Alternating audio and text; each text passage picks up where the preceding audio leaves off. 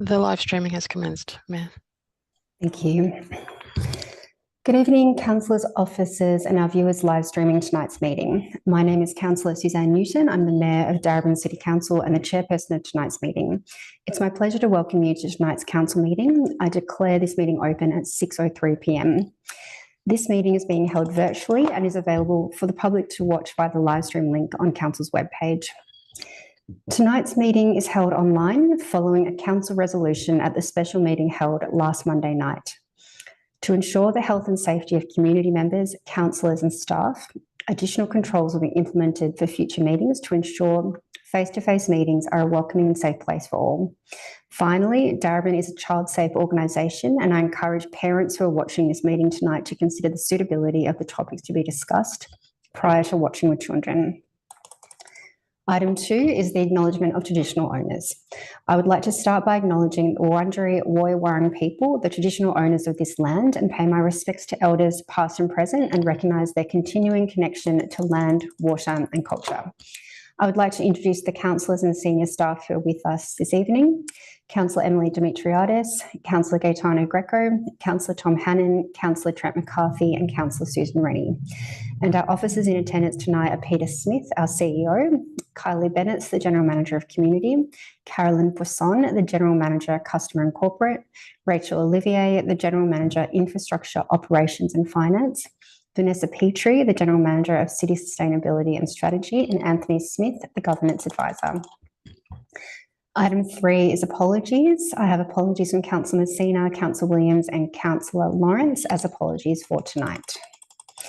Item 4 is disclosures of conflicts of interest. Councillors and officers, are there any conflicts of interest to declare?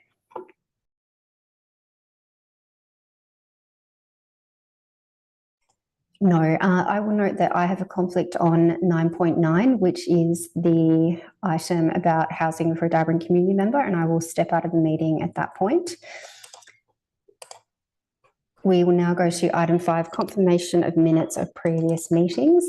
Councillors, could I please have a mover for the adoption of the minutes of the following council meetings to be confirmed as the correct record of business transacted? That is the ordinary council meeting from 18th of December, the special council meeting of 8th of January 2024, the special council meeting from 22nd of January 2024, the special council meeting of 1st of February 2024, the special council meeting from 12th of February 2024 and the special council meeting of 19th of February 2024. And please note the minutes of the 18th of December 2023 council meeting have been included to update the advisory committees. I actually need some clarification on this item, maybe from governance, just about my understanding is that the chair of the Darebin, let me check this. So that Councillor Dimitriadis is chair of the Darebin Creek Management Committee. So that is fine. And the updated activity reports on the minutes. So do we have a mover for that item? Sorry, Mayor, I have a question. Yes, go ahead, Councillor Dimitriadis. So I believe the minutes were incorrect from the 18th of December when we were looking at advisory committees, because some of the councillors couldn't access that document at the time. And the Darebin Creek Management Committee included Councillor Greco and Councillor Lena. However, only Councillor Lena and myself are to be on the Darebin Creek Management Committee. We've been approved by the committee. However, that was, the document that was provided to councillors was incorrect that night, and my family was unwell that day, so I couldn't check it at the time. So I think when we voted on it, it was completely wrong. So can I check what's the line that you want to have there? And that's actually incorrect because I'm not the chair of the Darebin Creek Management Committee either. So there's two errors just from reading this. One's that Councillor Greco shouldn't be on in that committee, even though he was listed in it, and that Councillor Messina and myself are members of the committee, and I'm not the chair of that committee. Okay, so can we just maybe we'll bring that on back on screen when we can. But so just to check, Councillor Dimitriadis, so the correct change to the minutes would be that you are a member of the Darebin Creek Management Committee. It's certainly not my recollection that we appointed Councillor Messina to the committee on the 18th of December. So certainly from my perspective as chair, I'm not comfortable with that change. Oh, sorry, it was in the minutes. So it was in the agenda that you didn't let councillors actually look at the document. I believe there was a bit of a kerfuffle when I read it, when I looked over the meeting. Councillors weren't allowed to look at the document and you requested a vote on it. And what was voted on was that Councillor Messina as well as Councillor Graytano are listed in there. So I've been contacted by the Darebin Creek Management Committee stating that, asking whether those two councillors are also on there. Councillor Messina expressed interest to be on there as per the what was passed at the last meeting, and Councillor Greco, I believe, is happy not to be on there. So, okay. Councillor Dimitriadis, let me, Councillor Rennie. Mayor, I wonder if it would be sensible to lay this particular item on the table, given that I don't believe we can clarify this now, and it would be more appropriate to sort out the accuracy outside this meeting and then bring it back at the next meeting. Yes, so Peter Smith, can I please confirm, would you be comfortable with that recommendation to lay this? Through you, Mayor, yes, I think that's sensible. We can confirm the minutes of this meeting at the March meeting after we've had time to clarify. Thank you. So I will lay this item on the table. So we would now move on to the next item, which is item 6, Council's occupational health and safety responsibilities. Council has an occupational health and safety responsibility to ensure anyone attending tonight's meeting feels safe, both physically and emotionally. I would like to remind everyone in attendance to please be respectful of each other, and as outlined in our governance rules, please note that councillors or any other person who addresses the meeting must do so in a courteous and respectful manner and must take direction from the chairperson whenever called to do so. So we'll now go on to item 7, which is public question time. We have 30 minutes allocated for public question time. If we exceed that time, then I'll ask for procedural motion to extend question time for another 30 minutes. In line with Council's governance rules, no question will be taken from people in the gallery unless they've been submitted by 12 noon today. You can only ask 3 questions and you cannot speak for more than 2 minutes. Be mindful this is question time, so only ask your question. Questions relating to notices of motion, petitions or urgent business will not be accepted in accordance with the governance rules. For members of the public who've registered to ask a question at the virtual meeting this evening, I will call your name when it's time. If I call your name and you do not respond, I will take it that you are not in the virtual gallery and one of our officers will read the question on your behalf. The relevant general manager will then provide a response. If you are in attendance, I will invite you to turn on your video and microphone and to state your name and suburb and ask your question. Like questions will be grouped together. The first person who submitted a like question can ask their question. As is required at an in-person meeting, people asking public questions are reminded to ask their questions respectfully and to comply with requests from the chairperson. Okay.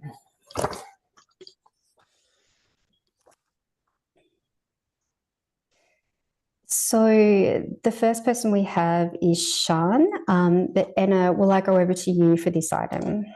Thank you, Mayor. Through you, there have been a number of questions received about Your Streets, Your Say, and in particular about community safety. So in line with our governance rules, we have grouped like questions and the GM for City Sustainability and Strategy will provide an overall response. So over to Ms. Petrie.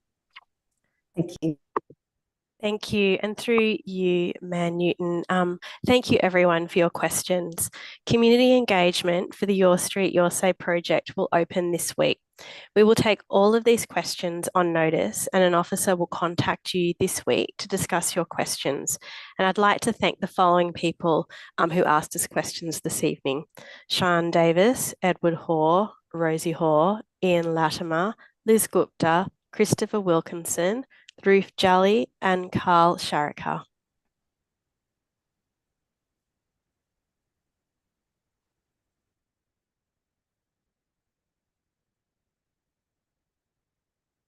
Thank you.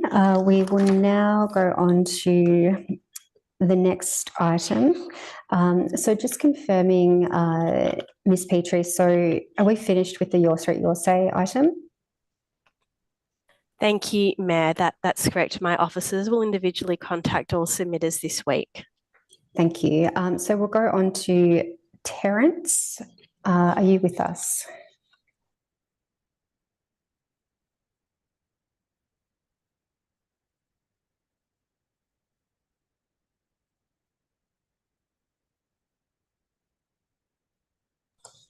And would you like to read out Terence's question?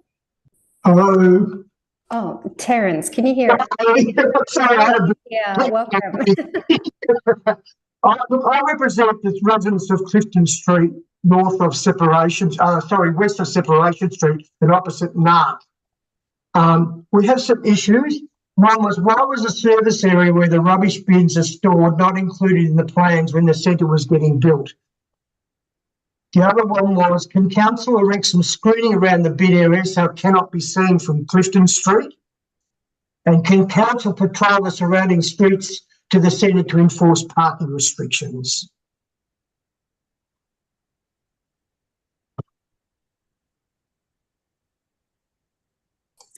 Thank you, Terence. Should we go to Kylie for that answer? Thank you. Through you, Mayor. Thank you for your questions, Terence. Thank you. Service areas, so in respect to question 1, service areas of a facility are certainly a very important component of any significant build, and officers will take this on board for future projects of significance. I understand this project was in the planning stages some years ago, and at that time, rubbish bin storage was not considered a main component of the centre's build.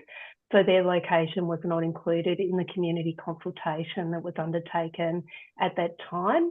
Instead, the location of the rubbish bin formed part of the design and construct contract, which was resolved at a later stage in the project. But we certainly appreciate your feedback and we'll take that on board for future projects of that size and scale.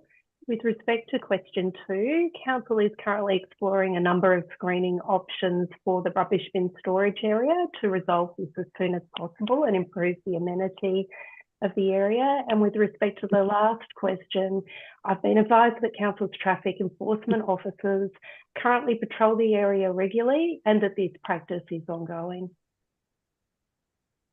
Can I add further to that? No. Terence, I'm so sorry. It's really a question and an answer process, but we're very happy to hear from you again next month if there's anything else you'd like to raise. We'll go on to Carmen. Please feel free to turn on your video and ask your question.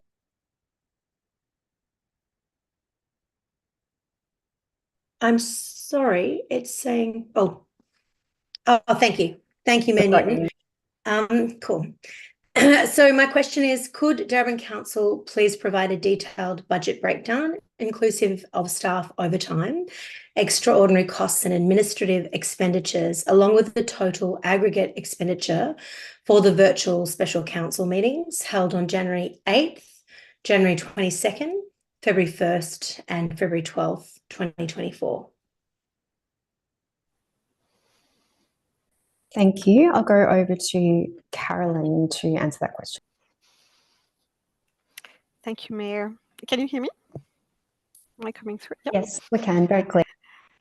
Thank you so much for your question, Carmen. So aside from legal costs that related to advise to assist councillors with their motions, the direct costs associated with running special meetings were minimal. Indirect costs included additional administrative efforts to support the meetings. And so the main cost was really about impacting productivity on other items. No overtime was paid as staff can opt to take time in lieu. This also had an impact on productivity.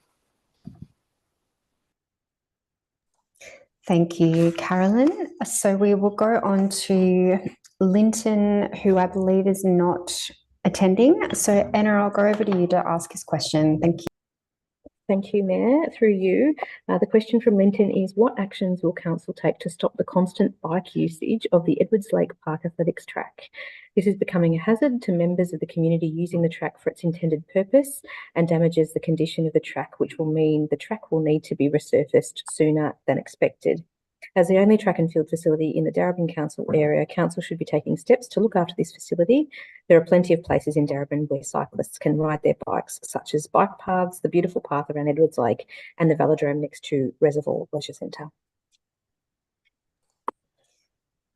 Thank you. So we will now go on to Ben. Feel free to turn on your camera and ask your question. Thank you.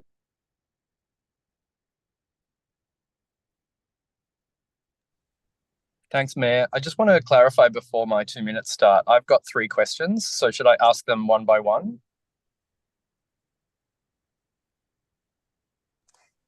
I believe you've got one question here. Is that correct?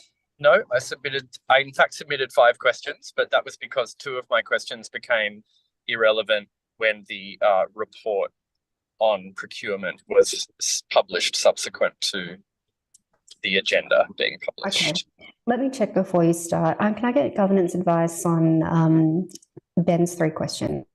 Through you, Mayor. Yes, Ben does have 3 questions. It's probably best for him to ask all 3 questions and then we can respond at once. Thank you. Please go ahead, Ben. They're on quite different matters, so I would seek leave from you, Mayor, to ask them separately. And you've received governance advice to ask all 3 questions together, so please ask you to respect the governance rule. Can I ask what governance rule that's making reference to? Because I didn't understand that it was in reference to a rule. Ben, you've received advice to ask all 3 questions together, so I'm asking you to do that. And I'm asking you to respect my wish that the 3 questions on 3 completely different matters be heard separately. What I heard NSA is that it would probably be better. So Ben? Is this standard council procedure, or is this just an attempt to get quickly through the... Ben, I'm the chairperson of the meeting, and the request that has been made of you is that you ask all 3 questions concurrently. Please go ahead. Okay. So my first question is, the report makes reference to a list of 295 contractors and a database of almost 5,000 current providers. My understanding is that Darebin Council contracts are public information. So can we please receive those lists and those databases, or be directed to how the community can access that information? My second question regards the safety piece that you mentioned earlier, Mayor. It's concerning to the community to have meetings constantly being moved online for nebulous reasons that are allegedly to do with safety and security without any details being given about that. So can anyone on council please clarify what those safety concerns are and what concrete steps are being taken to deal with those safety concerns, such that council can keep its promise that you've reiterated earlier, Mayor, that future meetings, ordinary meetings, will be held in person with the public able to attend in the gallery, as is their democratic right. And my third question pertains to comments made at a special meeting on the 22nd of January, where members of the community who have been organising in support of resistance to the genocide in Gaza and a free Palestine were referred to as a mob and characterised as bullying. Will council apologise for those remarks being made, being allowed to stand, and not being rescinded or dealt with when their electorate of this local council area was pointed out by another councillor? Thanks. Thank you very much, Ben, for your questions. We are going to go to Anthony to answer that. Thank you. Or Anna? Yeah, sorry, through you, Mayor. I'll answer those 3 questions. Thanks for the question. That would be wonderful. Thanks. I'm not sure I've got the latest version. Thanks. That's okay. I'll answer. That's fine. So thank you for the questions, Ben. As mentioned, we will answer them, all 3 questions. So in relation to your first question, we'll take this request on notice. Thank you. With regard to your second question, at the special council meeting held on the 19th of February, council considered a risk management approach to ensure the safety of community members, councillors and staff at council meetings, particularly in instances where contentious issues are debated. Council resolved that moving forward, a risk assessment will be produced on a meeting-to-meeting basis to decide whether an online or in-person meeting is most appropriate. Council recognises the importance of transparency and the desire for our passionate community to participate in council meetings, and will ensure community members continue to have the ability to watch meetings, ask questions and make submissions on issues that matter most to them, whether they are discussed online or in person. Council resolved that the February Ordinary Council meeting on 26 Feb will be conducted online while further controls are implemented for future meeting. It's Council's commitment to ensure face-to-face meetings where possible following this meeting this evening. And thank you. Finally, with respect to the third question, we thank you for the feedback, and this is a matter for the Mayor and councillors to consider. Thanks, Mayor. Sorry, with respect to the Ben, sorry, you've had your moment. Ben, sorry, I'm going to have to mute you just because I'm sorry, I have a right. Ben, I'm sorry, we're going to have to mute you. Thank you. So we'll go on to the next person. And we have Nadia. I'm sorry, I'm going to have to ask to mute you. Thank you. We'll now go on to Nadia. Nadia, are you here to ask your questions? Feel free to turn on your video and go ahead. Thank you. Thank you, Mayor. My first question is that I acknowledge that Council will be addressing divestment in an agenda item today, but I would like to know what other active steps does the Council plan to take to address the anguish and outrage in the community over the ongoing genocide in Gaza and the illegal settlements in the West Bank that are currently being perpetrated by the State of Israel.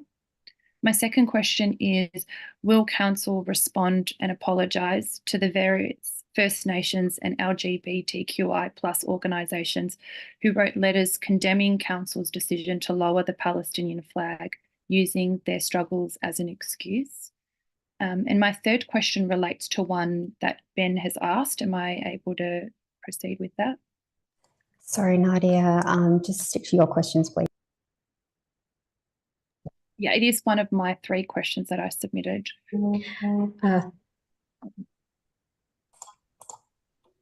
Anna, do you want to respond? Yeah, would you like me to respond? Yeah, thank you, Nadia. As in with our governance rules, we do group-like questions. So we have already provided an answer to that question, which I'm happy to run over again for you if you'd like. But I'll answer your questions. So through you, Mayor. So with respect to your first question, Nadia, we thank you for this question, and Council will implement the 18 December resolution and any resolution Council passes at this evening's meeting. And with your second question, Council discussed this matter at the Special Council meeting on the 12th of February 2024. At this meeting, the Mayor advised that letters had been sent to various groups in relation to this matter. At this meeting, Council resolved that the permission of various parties, Council would make available, with permission from various parties, Council would make available those letters. If permission is received from various parties, they will be added to Council's corporate website. Thank you. Thank you, Anna. And I'm happy to also respond to that I haven't had a response from Midsummer or Tidy Munro. I've had a couple of responses from the Darebin Aboriginal Advisory Committee, but not all. So we'll now go on to the next person, who is Mark. Feel free to turn on your camera and ask your question.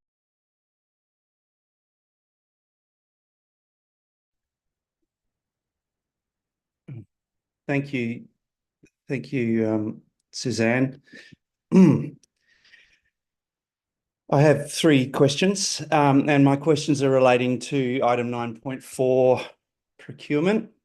My first question is, given the probability that a company which the Council has a contract with is aiding, assisting and supporting the illegal occupation of Palestine and the genocide against Palestinian people, will councillors or council officers reveal the name of that company to Darebin residents? My second question is, will councillors or council staff make public the emails between council officers and the company mentioned above, and the legal advice that council staff claim made it necessary to ask that company mentioned above whether or not it was involved in the illegal occupation of Palestine or had a relationship with the Israeli Defense Force or met the other December 18 criteria for divestment. And the third question is, given the level of secrecy that the council is currently maintaining around this company mentioned in the procurement report and all dealings with it, do councillors agree that the safest course of conduct would be for the council to end all ties with this unrevealed, unnamed company in the procurement report to avoid the risk that the council continues to be complicit in war crimes against and the genocide and ethnic cleansing of the Palestinian people? Thank you. Thank you for the questions, Mark. I'll go to Anna for the response. Thank you, Mayor, and thank you, Mark. In response to your first two questions, the answer is not at this time for the reasons that we have outlined in the council report. And with respect to your third question, council will be considering this item this evening at item 9.4 of the procurement options report. Thank you. So I will go to Serena. Please feel free to turn on your camera and ask a question.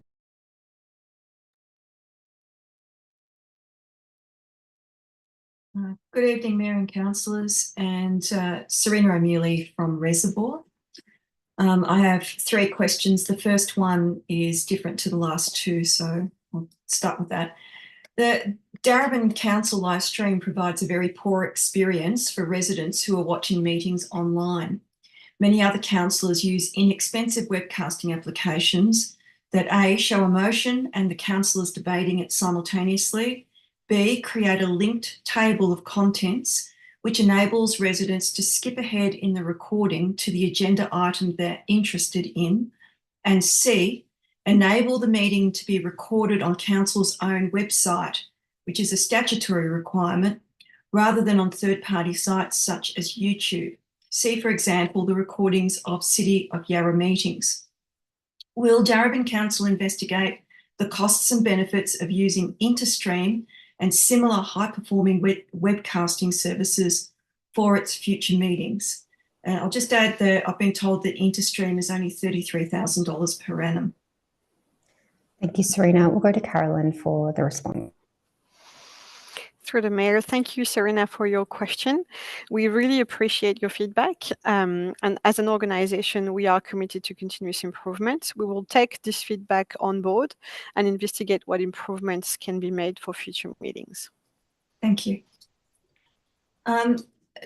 Two, the agenda of the Darebin Council meeting on 26 September 2022 contained a report which stated that, quote, the EPA has advised that it has no objection to Council's proposed contamination management plan or remediation methodology, end quote, for Clements Reserve. The report went on to discuss two remediation options, one of which was chosen by a narrow majority of councillors. The EPA has now issued an environmental action notice to the Department of Transport and Planning with a requirement for a new detailed site analysis to assess the extent and concentration levels of contamination within Clements Reserve.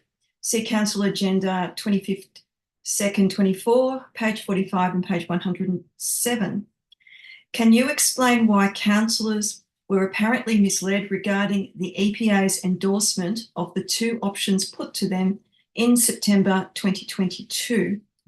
And the third question is, can Darebin Council explain why the contamination reports prepared for it by A, Prensa, and B, Oricon, and C, later water studies, were not regarded as sufficient to satisfy the EPA's requirements for a detailed site investigation?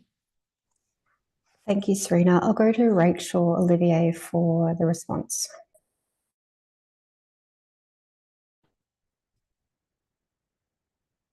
Thank you, Mayor. Serena, thanks for the question. Certainly, you'll be aware of some of the context, but I'll share that for some of our other viewers. Council's working towards purchasing several parcels of land at Clements Reserve to ensure the whole reserve is held as public parkland for the long term. The land covered by the environmental action notice that you're asking about is approximately 20% owned by council and 80% by the Department of Transport and Planning.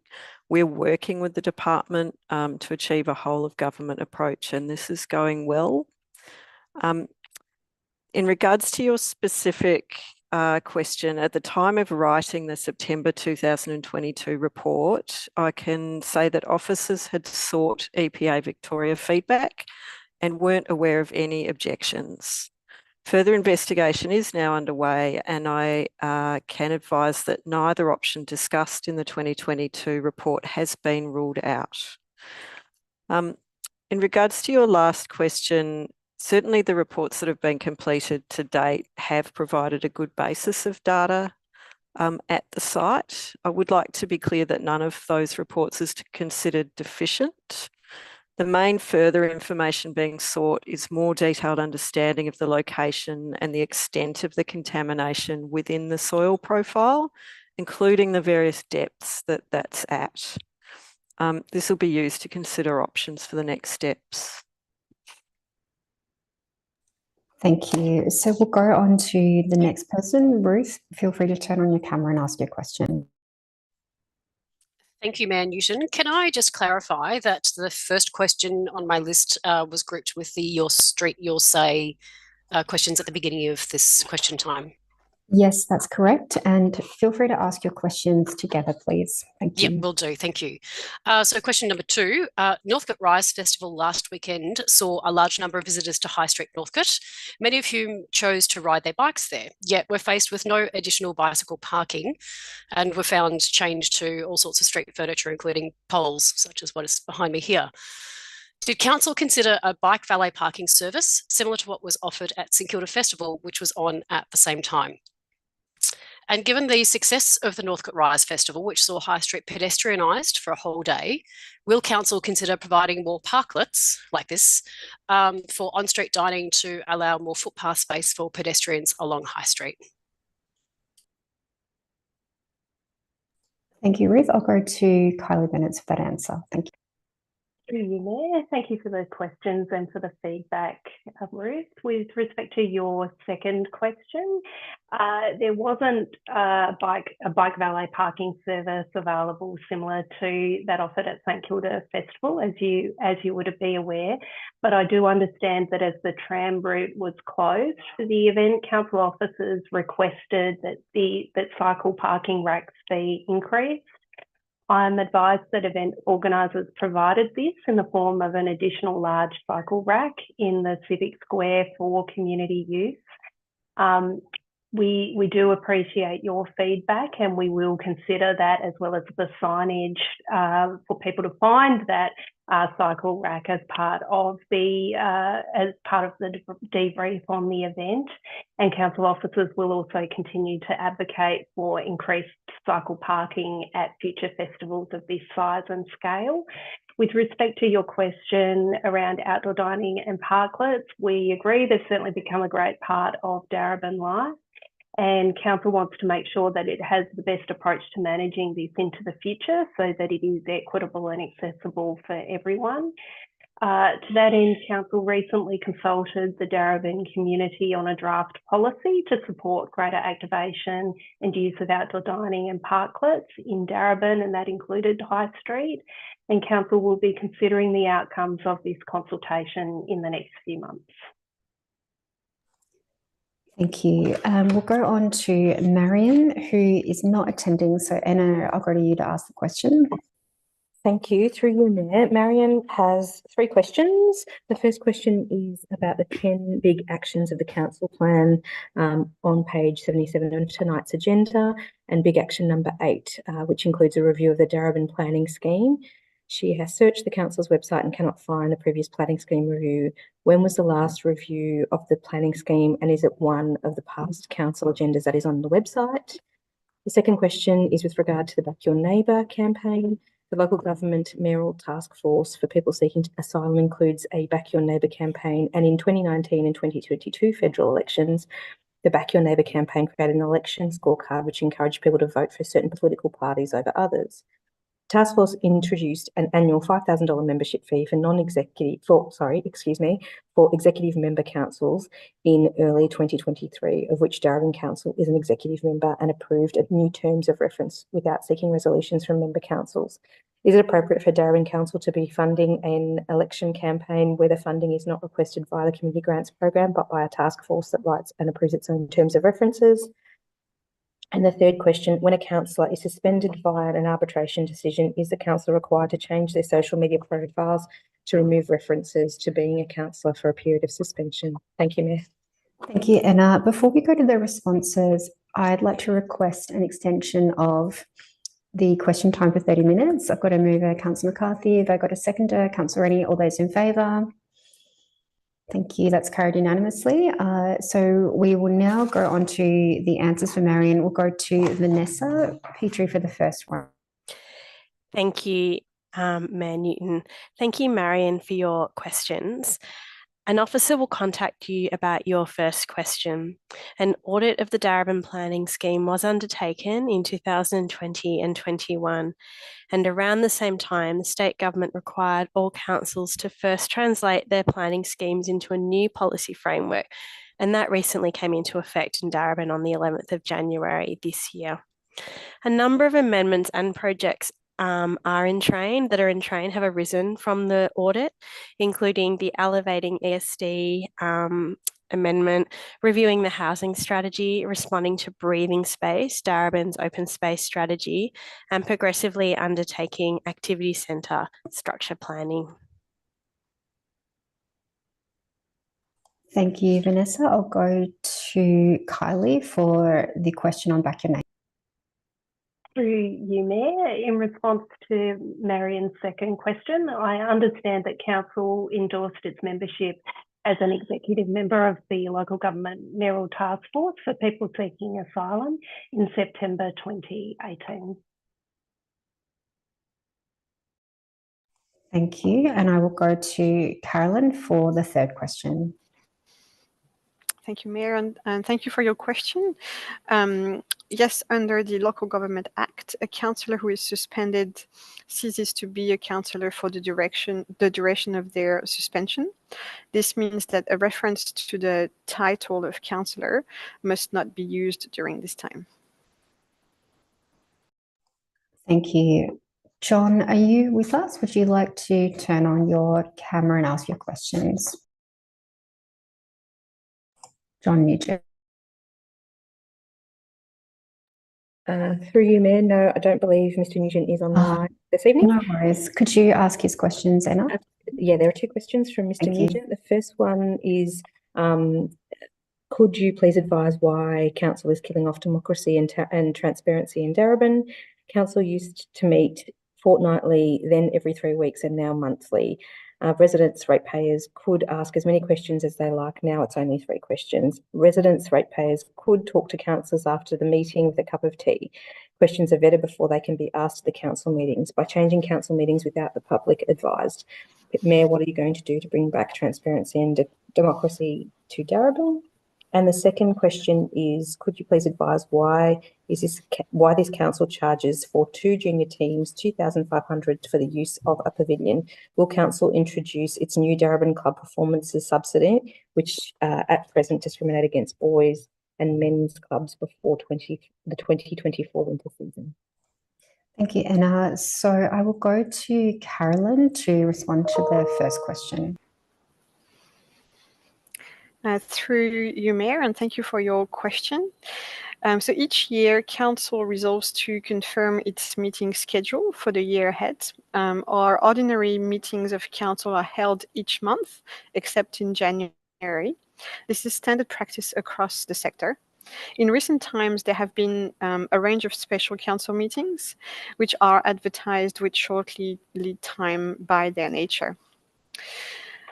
Regarding question 2, I believe the question had been disallowed. So I just want to have a quick chat with our governance team. Yep, the question was disallowed, so I won't be answering that question. Thank you. That's fine. Thank you, Carolyn. And Kylie, do you want to respond to the question about pavilions? Yes, of course. Through you, Mayor. Thank you for your questions, John. Council sporting fees, charges and occupancy agreement policy sets out the applicable fees for the use of all sports pavilions and ovals within the City of Darebin. The pavilion access charge that is set by Council through the above policy is 0.15% of the building's insurable value. Clubs are charged for pavilion access and the relevant ground fee, and that ground fee is based on the ground rating. For example, regional or local neighbourhood grade of sporting club ground. All clubs are then eligible to apply for a performance subsidy, which Council has set to encourage inclusive participation and growth, good governance and community and council engagement. Gender inclusion is one of the Council program's current criteria, which also focuses on encouraging participants who are multicultural, Aboriginal and/or Torres Strait Islander, LGBTIQA+, and/or low income characteristics. Council is reviewing its performance subsidy program this year, and officers will consider John's feedback as part of this review, and that review will be presented to Council for consideration later in 2024. The fees that are received from clubs and provided to Council certainly go into maintaining pavilions and sporting grounds across the municipality. Thank you, Kylie. So that is the end of question time. We will now go on to submissions. Council's governance rules permit members of the public to register to address an ordinary council meeting in relation to matters listed on that agenda. In accordance with our governance rules, submissions can't be made in relation to notices of motion and urgent business. We've received requests from 5 people to make a submission in relation to agenda item 9.4, options for procurement, and I will now call on each person one by one to address Council. Each submitter has 2 minutes to present and is required to comply with my directions as chairperson. I will let each speaker know when their 2 minutes is almost up. Ben, would you like to make your 2-minute submission?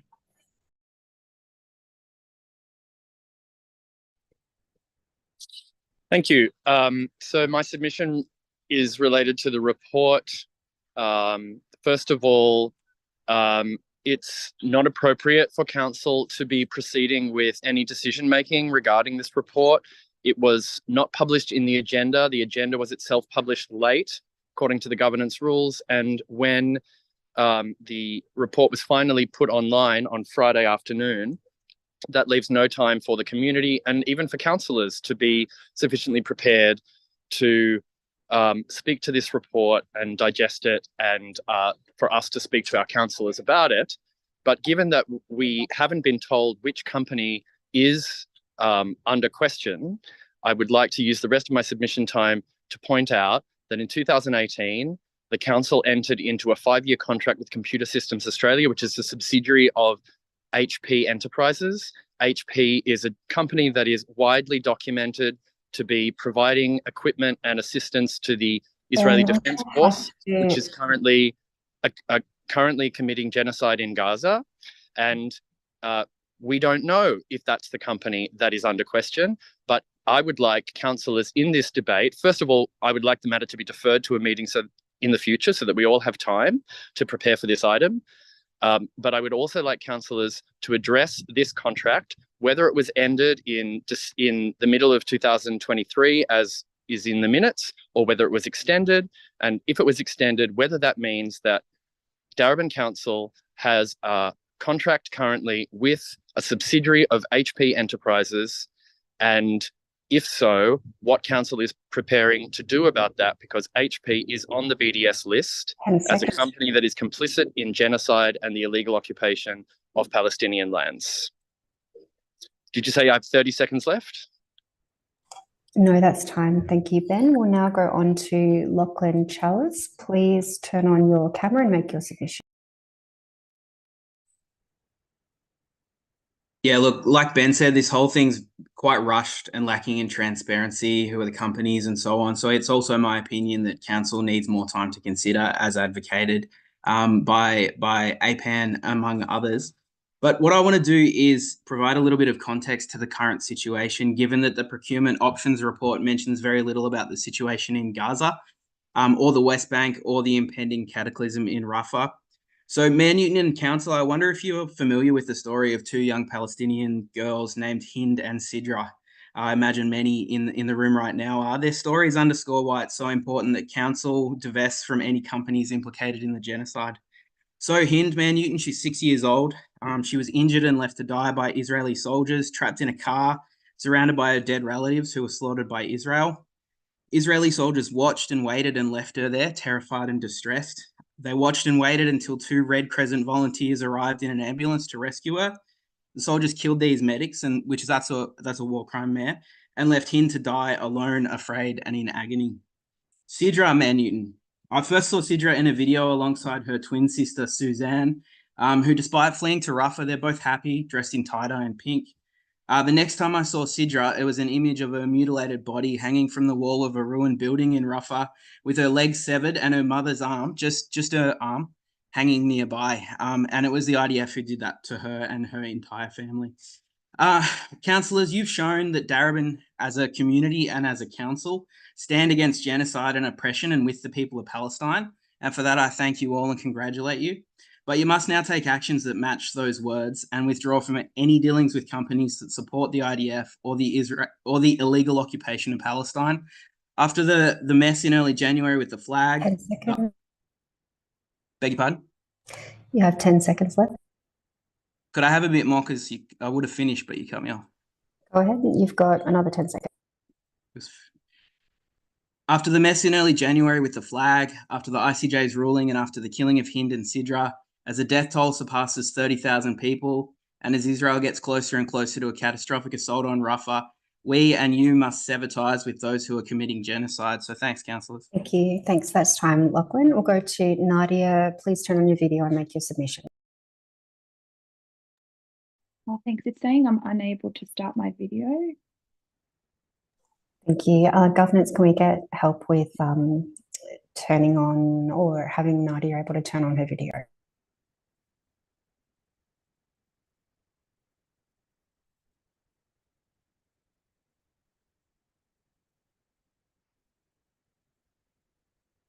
Thank you. Please go ahead.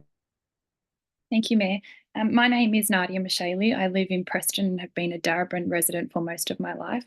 I've personally witnessed and lived through an Israeli bombardment, so it has been immensely difficult witnessing the horrors and injustices currently taking place in Gaza.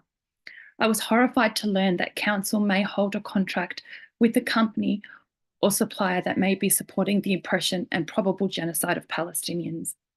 Given the procurement report was only made available last Friday, it has not left much opportunity for thorough review and consultation opportunities. Given the potential significant ramifications of this decision, I call on Council to defer any decision-making on this item to a future meeting to enable a fair and proper due process. The recent International Court of Justice ruling found that Israel is plausibly committing genocide in Gaza.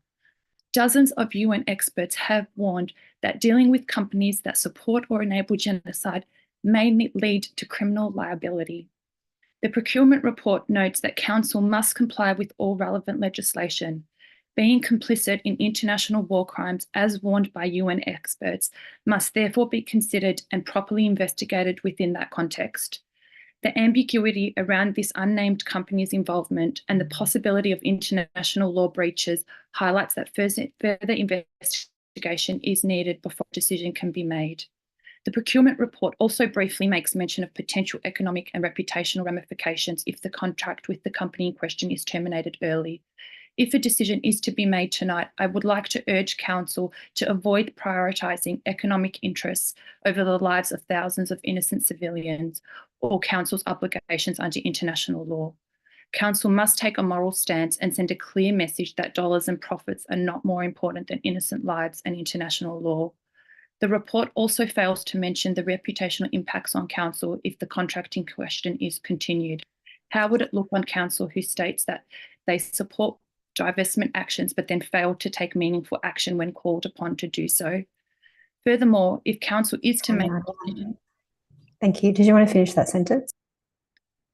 Yes, thanks. Furthermore, if Council is to make a decision tonight on the issue, I urge Green councillors present tonight to consider their own party's strong and principled stance against Israel's war crimes. Current Greens policy supports divestment strategies, and I encourage councillors to not diverge from their party's own policies and their leaders. Thank you. I'll go on to Mohammed. Please turn on your camera and you have 2 minutes to speak.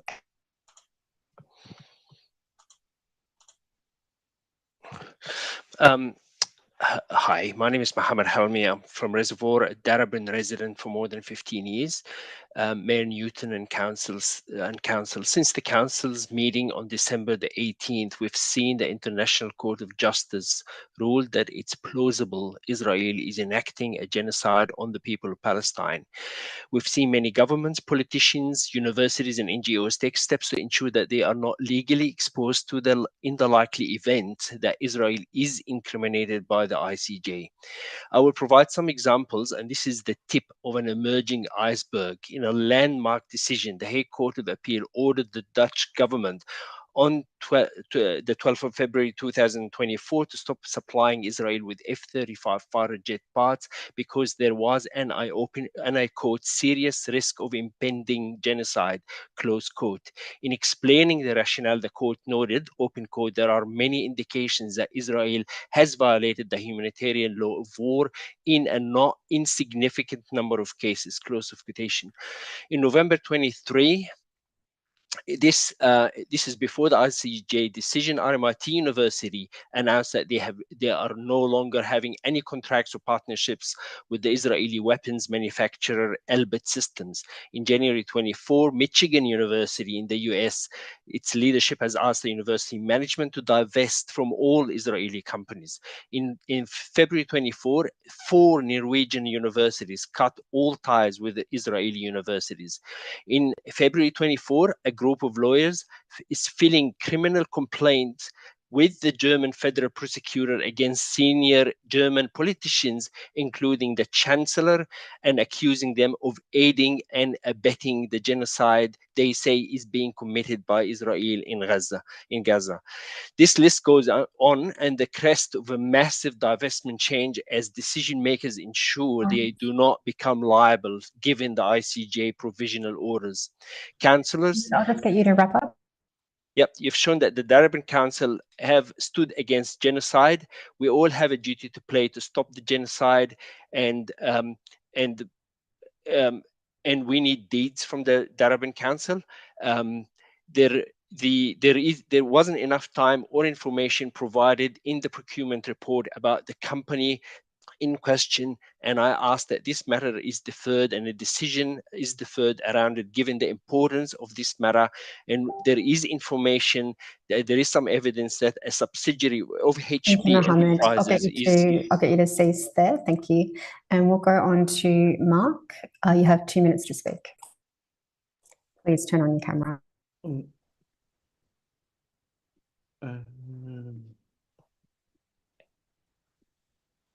Thanks, Mayor. Sorry, I had a bit of trouble with the technology there. Councillors, it is extremely concerning to me that the procurement report has identified an organisation contracting with the council, which is probably involved in the illegal occupation of Palestine and the current genocide in Gaza. I've asked the council to reveal the identity of this organisation, and that was refused.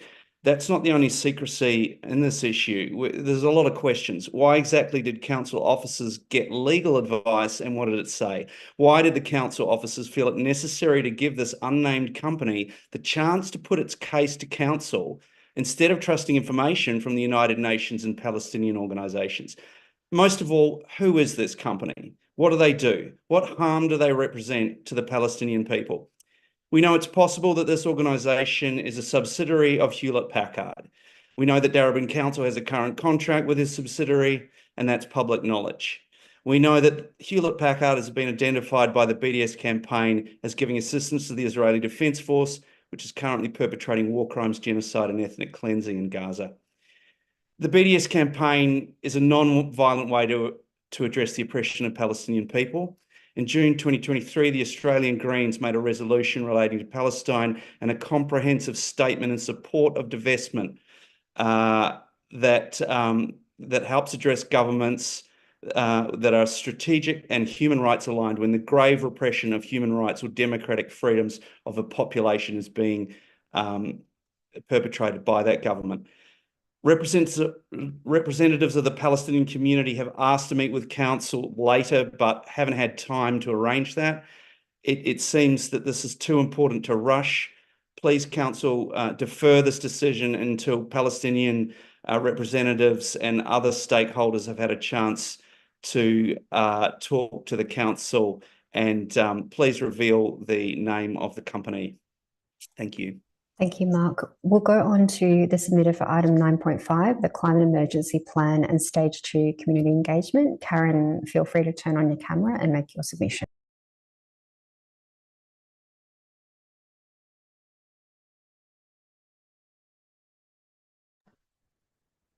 I think I've unmuted. Can everyone hear me?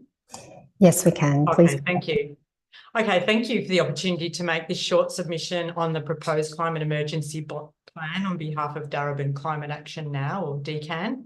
As you may be aware, DCAN is a very active community group that's worked hard for well over a decade to raise awareness about the climate emergency and the need for urgent action by all levels of government, the community and businesses. And in 2016, we played a key role in Council's decision to declare a climate emergency, an initiative that took off around the world and has been adopted by over 2,300 jurisdictions in 40 countries. And since that time, DCAN has continued to actively support and participate Council's climate actions plans to build community awareness and resilience. DCAN welcomes the tabling of the draft climate emergency plan tonight, although we acknowledge that ultimately whether the plan is effective will depend on the financial commitment from Council, which is still to be announced. There is much to commend the plan, and we congratulate all the staff that have worked really hard to ensure the plan is detailed and comprehensive. DCAN fully supports the commitment to embed Wurundjeri Woiwurrung cultural knowledge in Council's approach to conservation, biodiversity and land management. We welcome the proposals to support residents to electrify their homes and access renewable energy, as well as the strategies outlined for building a more resilient community and protecting our most vulnerable residents. DCAN also welcomes the commitment to ensure a climate focus is integrated into every aspect of Council work.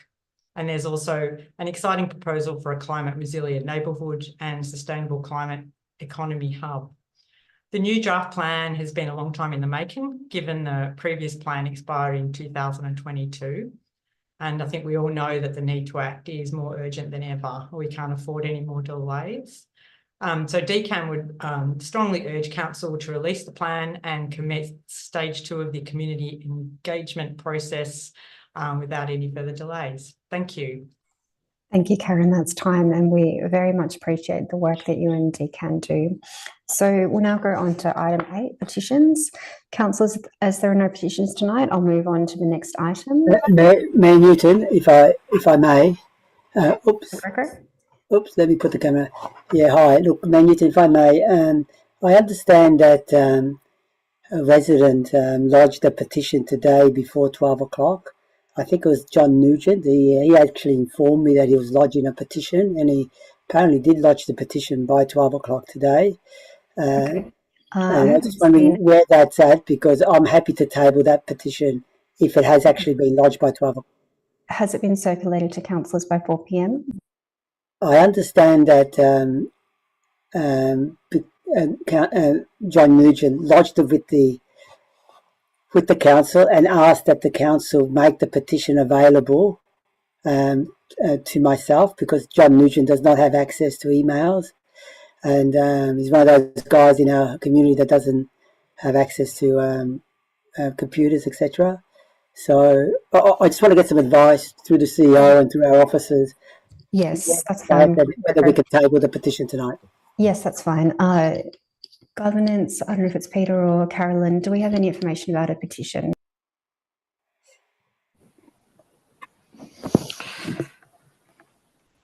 Through you, Mayor, we're just checking. It doesn't appear that we have received a petition in time to be heard at this meeting, but let us just check to make sure we've got everything. Thank you. We'll just give that a minute because if we do, it'd be great to table if possible, but it sounds like it might have missed the deadline.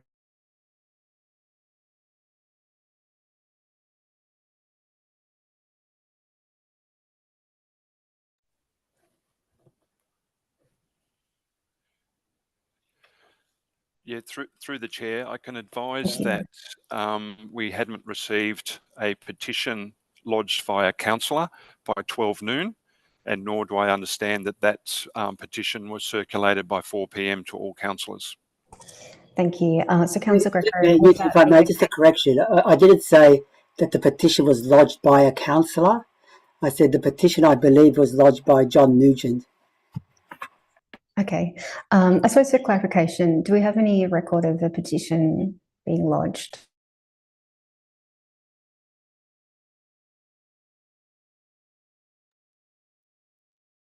Through you, Mayor. Thank you. I think Anthony's advice was that, just to clarify for Councillor Greco, that the petition wasn't received by council from the resident or the citizen by 12 o'clock, if that's correct, Anthony, and therefore wasn't able to be circulated by a councillor on behalf of that resident. I think that was the advice. So, thank you. Thank you, Peter. So that might need to be tabled at the next meeting. So we'll now move on to the next item. If I may move a procedural motion. Councillor Greco. Yeah, if I may move a procedural motion, given that we've heard many submissions, and just to expedite the meeting, if we can maybe change the agenda, the order of the agenda, to consider 9.4 as the first item of consideration of reports. So I want to move that as a procedural motion. So like that, given that people are hanging on the on the Zoom meeting, we can get that over and done with, so people can then go off and do their own thing. Thank you. Do we have a seconder for the procedural item? Councillor Dimitriadis, all those in favour? Councillor Dimitriadis and Councillor Greco, all those against? That's Councillor Newton, Councillor Rennie, Councillor Hannan, all those abstaining, Councillor McCarthy. So we'll continue on. Councillor Dimitriadis. Thanks, Mayor. I'd like to seek leave from the chair to do a speech. Yes, you have my permission.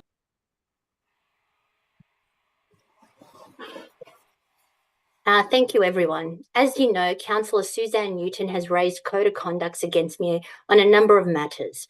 Pursuant to section 147(2)(a) of the Act, an arbiter has directed me to make several apologies, which I will outline one by one.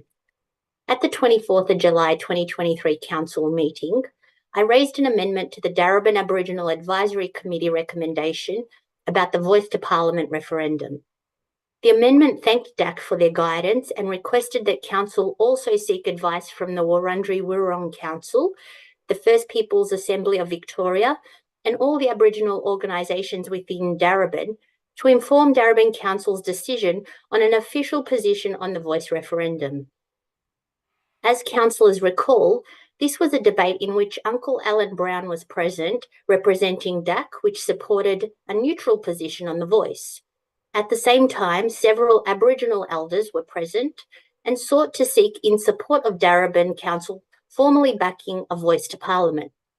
They had expressed to me their disappointment in not being consulted by Council on a Voice and sought my representation at this meeting. The arbiter found that my debate on what stance Darebin Council should take on the Voice to Parliament referendum and the questioning of DAC's position were contextually inappropriate given DAC's support of a neutral position, and that I did not prevent 4 well-known Aboriginal elders entering into the function room where Uncle Alan Brown was speaking to the then Mayor Williams. The arbiter found these constituted misconduct by breaching the standards of conduct set out in Schedule 1 of the Local Government Governance and Integrity Regulations 2020. I would like to apologise unreservedly to DAC members for any offence or hurt caused by the manner in which I represented community support for the Yes campaign or for any events at that meeting which made them feel disrespected. I acknowledge that this complaints process evidence that Darebin Council had not resourced the Darebin Aboriginal Advisory Committee to undertake the consultation asked of it. I had not been aware of this resourcing issue at the July 2023 Council meeting, and I believe this is something that we can all reflect upon when seeking the expertise of lived experience consultants. Secondly, an arbiter found that I spoke to the CEO, Peter Smith, inappropriately in questioning him about why the meeting was adjourned and why the Aboriginal elders were being made to wait a significant amount of time to be heard. The arbiter found this constituted misconduct by breaching the standards of conduct set out in Schedule 1 of the Local Government Governance and Integrity Regulations 2020. I would like to apologise unreservedly to the CEO for any offence caused by these questions or the manner in which they were delivered. I acknowledge that Mr. Smith expressed that he felt it was inappropriate for anyone to talk to him like that as a CEO. In moving forward, I maintain my strong beliefs about the rights of First Nations people and will continue to work every day to represent the views of the people of Darebin. Councillor Suzanne Newton also made a complaint about my comments during debate regarding the removal of 3 trees on Gladstone Avenue in Northcote, which the local residents vehemently opposed. In advocating for residents' views and for alternative treatments in line with Energy Safe Victoria's advice to avoid cutting down the 3 trees, I raised questions and offered critique of the council officer report, which supported full removal of the trees. The arbiter found that the correspondence between council staff and Energy Safe Victoria suggests that there may have been confusion about some aspects of the application of the tree clearance requirements, but on balance, my commentary and critique of this constituted misconduct by breaching the standards of conduct set out in Schedule 1 of the Local Government Governance and Integrity Regulations 2020.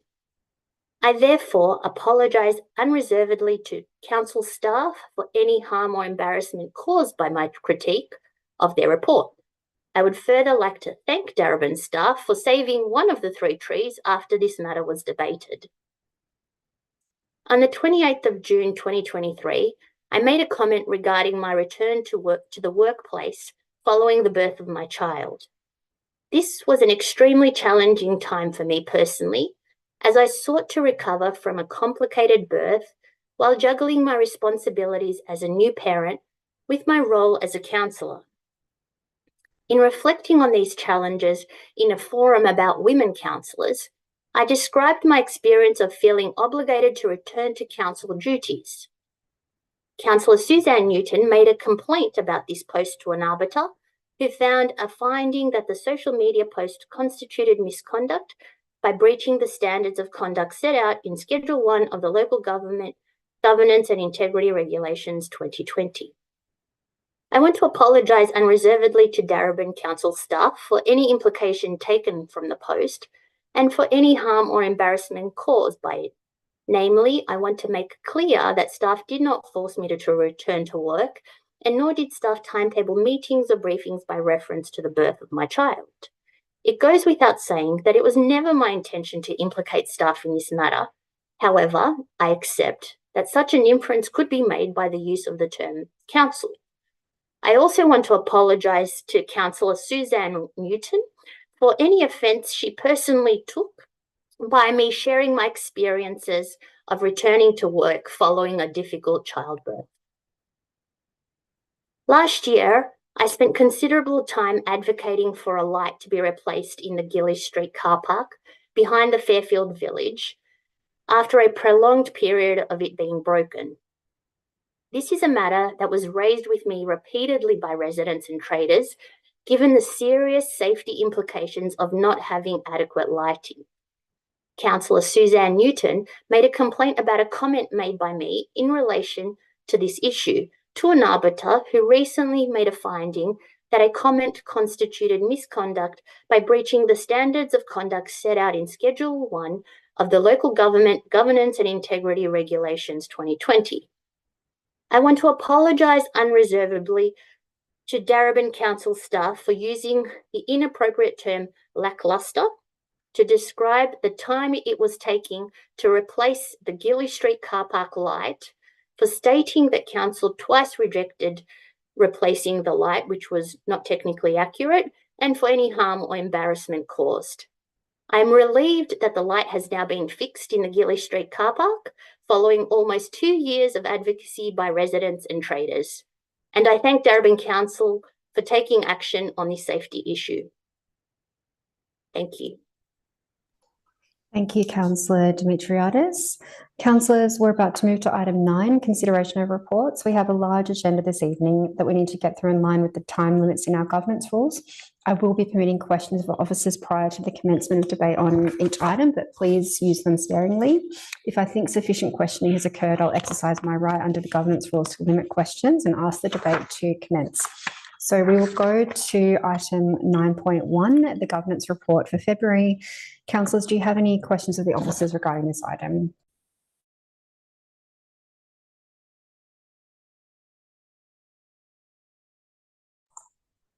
No questions. If there are no further questions, we will commence the debate. And I remind you that once we enter the debate, there will be no further questions. Do I have... Actually, before I go to ask for a mover, just letting you know that there is a alternative officers recommendation, which is about the mayoral car and about 2 submissions that came to us yesterday about Alga and Nav. So can we get that alternative motion on screen? Thank you.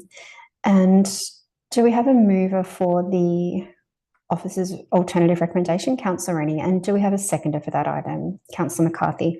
Councillor Rennie, would you like to speak? Can we just have the time to read the the addition? So, we may have some questions in relation to them. Yes, that's fine. And I think that's very fair considering some of these have just come through today. So you can see in red, so there is number 10 and number 11, which were circulated to councillors yesterday by, I think it's Rainbow Local Government, and were sent through formally today. Okay, that's fine. Thank you. Thank you. And can we go up to the top of the screen just to show the other part of the alternative office recommendation? So this is something just to say that the mayoral vehicle will be reassigned with the cost be reallocated given that the mayor has declined the use of a mayoral vehicle. So that was just something that we talked about today. So Councillor Rennie, oh sorry, actually I'll check. Having read that, do we have any questions on the governance report? No. Okay. Councillor Rennie, would you like to speak to the motion? Thank you, Mayor. This is our customary report that comes to us at each meeting, and many of the items are ones that we're accustomed to seeing. I do think that it's noteworthy that the additional points are things that don't come up every month. It has become our custom to consider any motions for the MAB or for the National General Assembly of Local Government in the context of this governance report, and I'm very pleased that the staff have been able to incorporate a new recommendation which reflects some advocacy that we've been asked to undertake in relation to anti-vilification laws. I think this is a very pertinent issue. It doesn't just relate to people from the LGBTIQA+ community, it also relates to people from diverse cold communities, First Nations communities, people of all abilities, and I think this is so important that we as a society and that as a council we take a strong stand and ask our local government colleagues at a state level and a national level to do the same. So as Council's MAB rep, I'll be delighted to take this to our peers in other councils, and I'm sure that it'll be something they can endorse. I'd also like to note the other item that's been added, which is that you, Mayor, have determined that you will not take or use the mayoral vehicle, and you are to be commended, I believe, on that decision. I think it's entirely consistent with this council's commitment to recognising that we're in a climate emergency, and to your personal commitment to active travel. There's a direct saving to ratepayers from your decision, as well as the leadership that you demonstrate therein. Thank you. I look forward to unanimous support, no doubt, for this item from all of our colleagues. Thank you, Councillor Rennie. Councillor McCarthy, would you like to speak to the item? I'll reserve my right for the moment, Mayor. Thank you. Are there any further speakers? Councillor Greco. Thank you, Mayor Newton. First of all, I'd like to commend you for not accepting the metal car. I think that's a great gesture, and it's in line with council policy.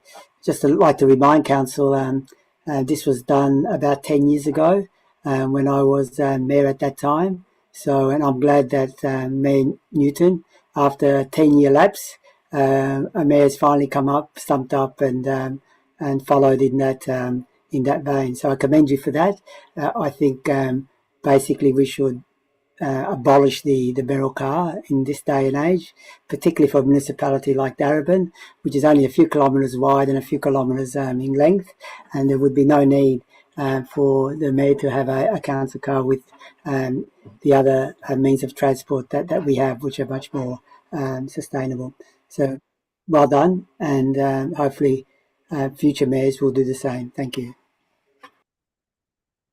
Thank you, Councillor Greco. Have we got any further speakers to this item? No. Okay. Councillor McCarthy, would you like to speak to the item?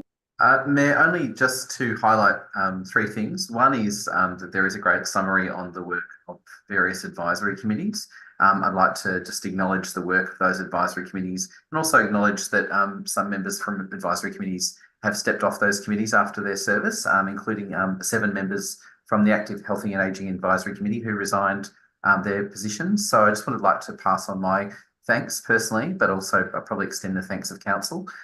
Also, just to highlight that in relation to councillor expenses, there's a comprehensive summary of councillor expenses there, and I think it's important that that is transparent. And finally, Mayor, just to bring to councillors and anyone else who's joining us attention, the statement and commitment in the motion in relation to the Palm Sunday commitments, and councillors would see those there from the motion.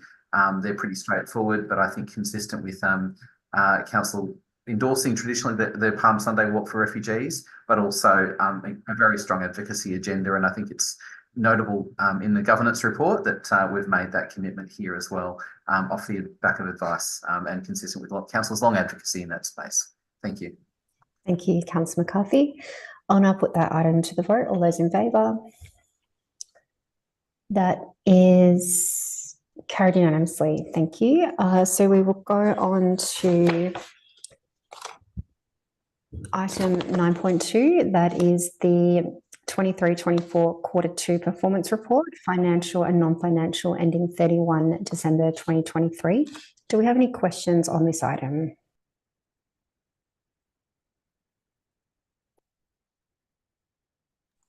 No. Okay. Do we have a mover of the motion? Councillor Hannan, and are you moving the officer's recommendation? Do we have a seconder for that item? Councillor McCarthy. Councillor Hannan, would you like to speak to the item? Yes, thank you, Mayor. So this is the Q2 report ending in 31st December 2023. It includes Council's progress on the Council Action Plan, including health and wellbeing actions, the Capital Works Program, procurement and financial performance. There's a good summary if anyone just wants a one-pager on page 53 of the public agenda, which I'm just going to now. But basically, the action plan is overall progressing well, with 86% of actions on track or completed. There are 14% delayed, off track or not started, so there's more work to be done in those areas. In terms of the finances, there's an underlying surplus at this stage of 80.7 million, which is $7 million ahead of budget. However, the forecast underlying surplus is at just on $6 million, which is a bit less than the forecast underlying surplus at end of year of $8.4 million. I've checked with management. I believe that's a small typo at the bottom of page 50. That it's so just to confirm, it is an underlying surplus that is being forecast, although a little less than budgeted for the end of the year. Capital expenditure is 3.8 million behind budget so far. However, forecast to be about $3.3 million above budget by the end of the year. Cash and investments, about $11.5 million ahead of budget. However, it's mainly due to timing issues. So that's just the overview. There's always, so much behind all those stats in terms of all the work put in by the staff to implement, a really large program of work. So I really like to thank all the staff across all the areas have been involved in that, and particularly when it comes to reporting, putting that all together in a very accessible report for the public. Just a few highlights I'd like to mention to pick out of those. The first stage of the truth-telling display at the Bundoora Homestead received the Highly Commended Award as part of the First Nations Project of the Year in the Museums and Galleries category at the Victorian Museum and Galleries Awards. That's fantastic. We're very proud of that. Economic Summit Series was held over this time with over 200 people from local businesses attending, and some really great discussions and ideas came out of that. It's not a council action directly, but a lot of council advocacy has gone into the Preston market, and we're very much welcoming the announcement by the owners that traders will be have leases extended for 5 years. And lastly, one of the delays was the preparing the climate emergency plan for the next 5 years, and we're very much looking forward to having this item on the agenda tonight. So I'll leave that there. Thank you very much. Thank you. Was it Councillor McCarthy as seconder? Would you like to speak to the item? Thanks, Mayor. I'd echo Councillor Hannon's comments about the work around Bundoora Homestead and Bundoora Park and the decolonising work. And Councillor Lawrence can't be with us here this evening, but I know he would be keen for us to highlight that as well.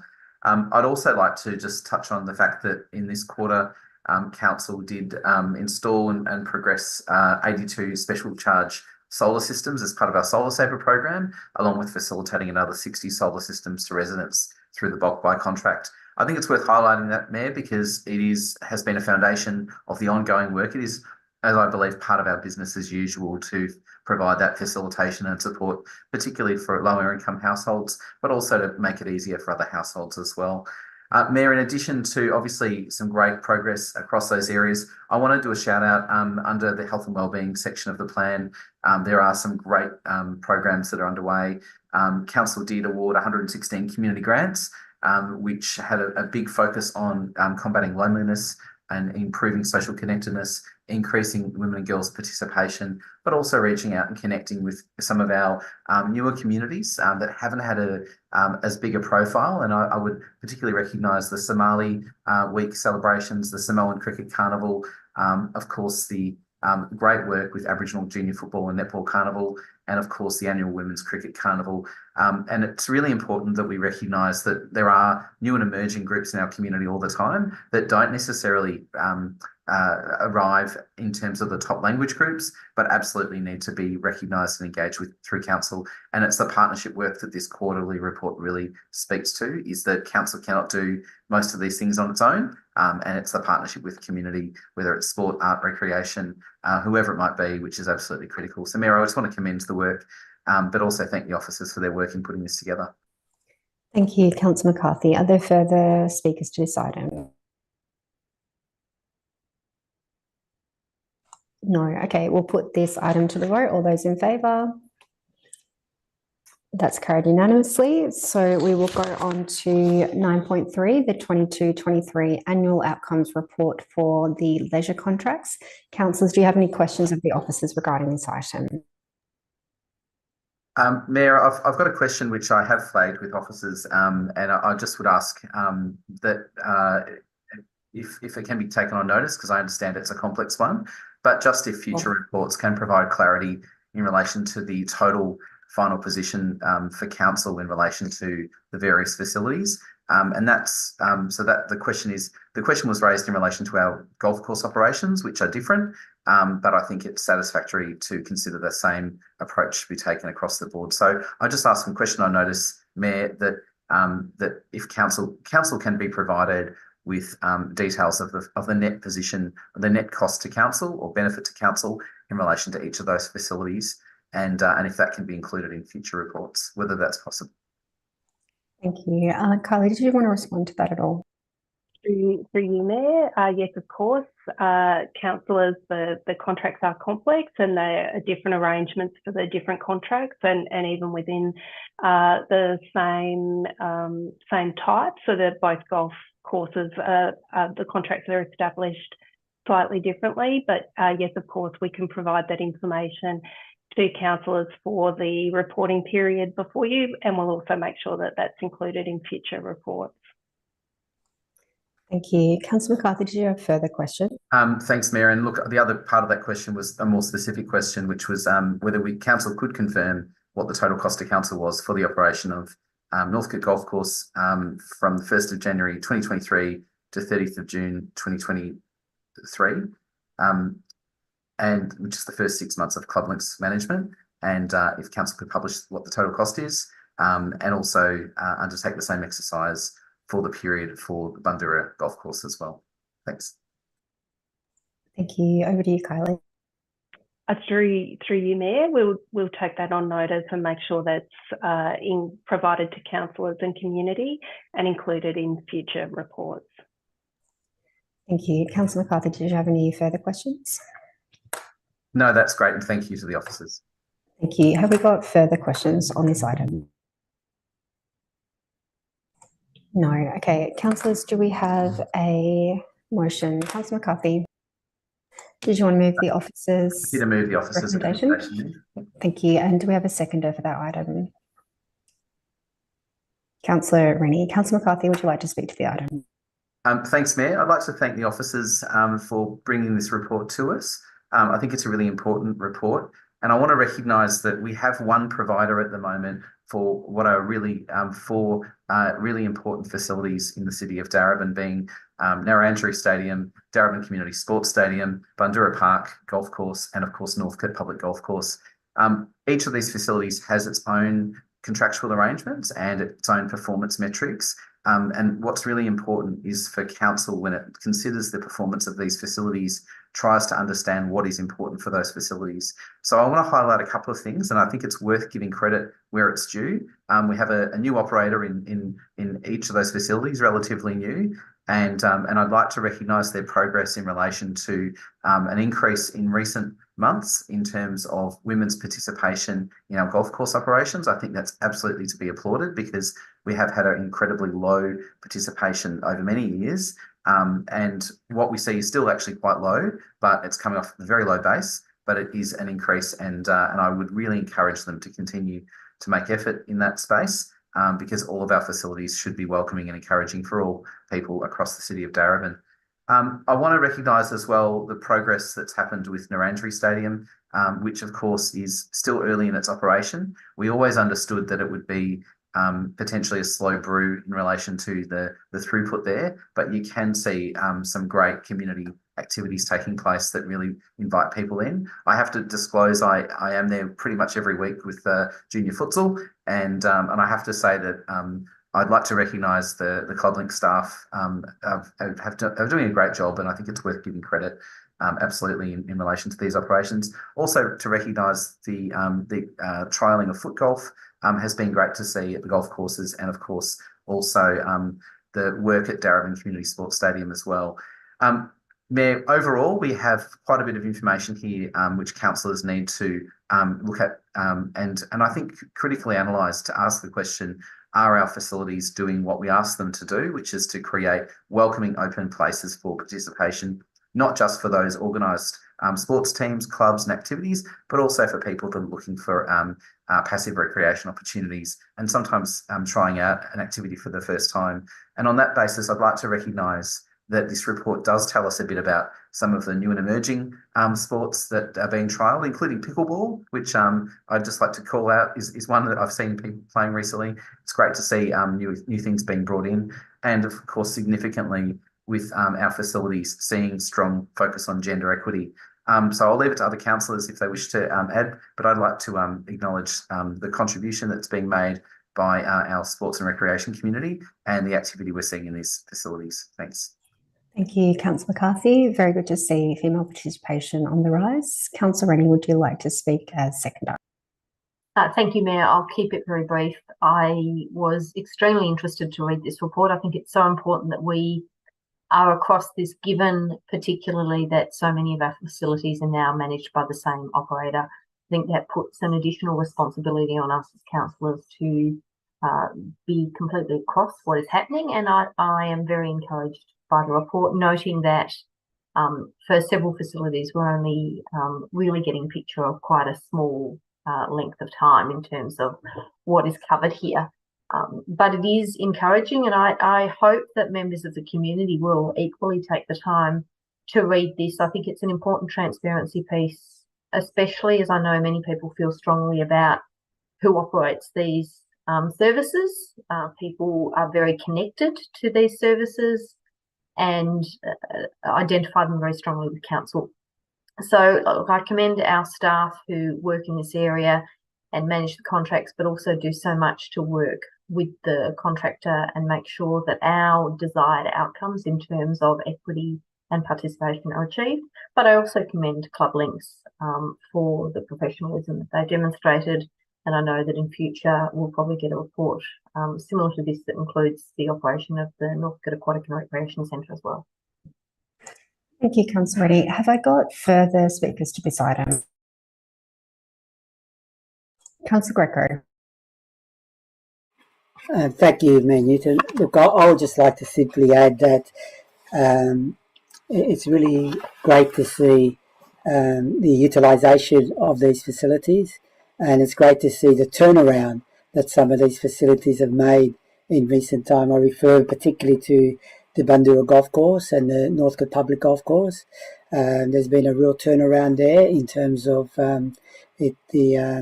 the use of those courses and their popularity, and the future prospects of further expanding the participation of varied groups in relation to making greater use of those facilities. I think, and I think that's evident by if people take a deep dive into the report, because you'll find a lot of useful information that we'll be able to track into the future in terms of the continual growth and feasibility of those particular facilities.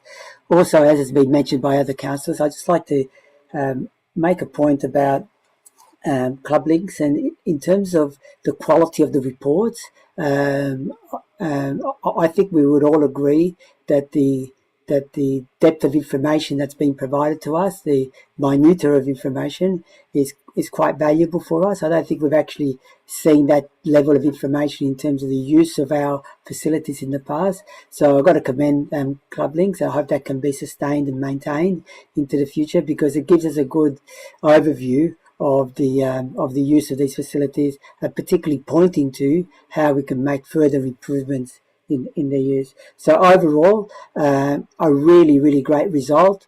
I think it signifies a real turn of events in relation to facilities that we thought that were dwindling away. Actually, they've jumped up and really are now performing to a high quality. Thank you. Thank you, Councillor Greco. Do we have any further speakers to this item? No. Okay, councillors will put that to the vote. All those in favour? That is carried unanimously. So we'll now go to item 9.4. This is options for procurement. And councillors, I do have a statement to read about this item before we ask questions or speak to the items. So just bear with me. So councillors, please understand that the name of the company that is possibly meeting the criteria as per the 18th of December 2023 motion is confidential, with commercial, legal and reputational risks inherent to disclosing the name of the company. Also, council does not have definitive data to determine if any current contracts support or profit from the occupation. During the debate, councillors should refrain from mentioning the name of any council supplier in the event that they may be linked to the company as listed in the confidential attachment. To do so would constitute a breach of confidentiality under the Local Government Act. Councillors, please be aware of that.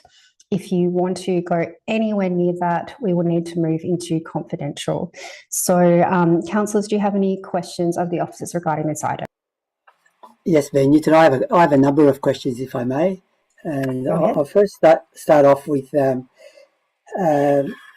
the gravity of what we're considering, and given the reputational risk to council, if there were to be a company that meets the criteria of the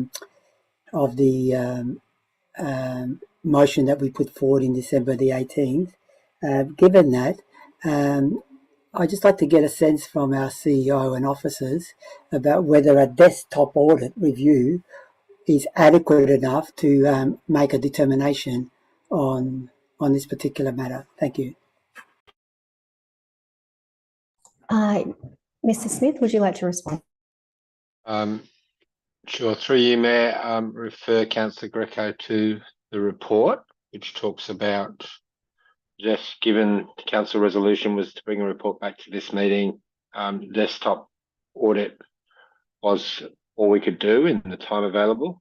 And also the advice in the report that significant further work would be required given the complexity, given two issues, the complexity of supply chains.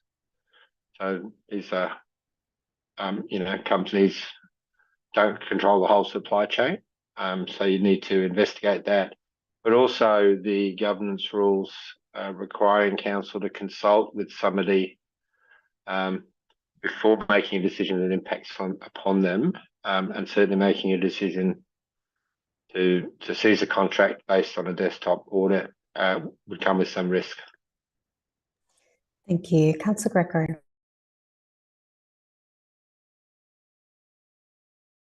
You're on mute. Councillor Greco, you're on mute. Apologise for that. Thank you. Yeah, thanks for that response to our CEO.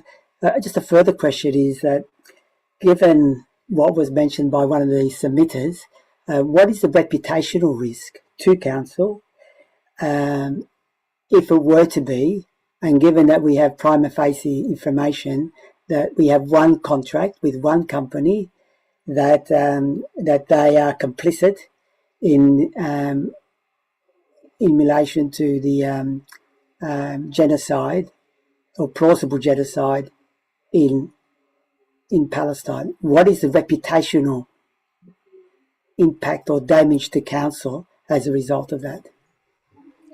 Mr. Smith. Through you, Mayor. Question goes to continue. I believe Councillor Greco is asking what's the reputational risk to council of continuing to trade with a company, using Councillor Greco's words, that has a prima facie case. I would not describe, through you, Mayor, the assessment we've done as a prima facie case against this company. Therefore, the reputational risk can't be assessed until there's a proper validation. The report is very clear that possibly this company may meet the criteria. It doesn't say probably. It's not a prima facie case.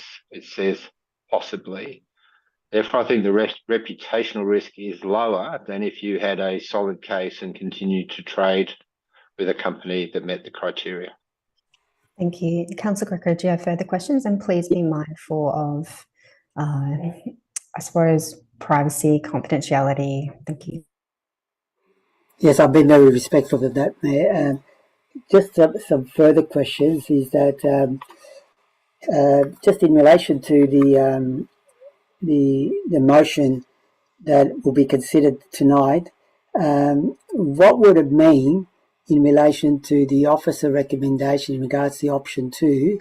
What would that mean in terms of us doing further work to investigate whether the company that we've already identified actually firmly fits the criteria and is considered to be a company that is trading with Israel, and therefore, as a result of that, trading with a nation that has been considered by the International Court of Justice to be plausibly conducting genocide.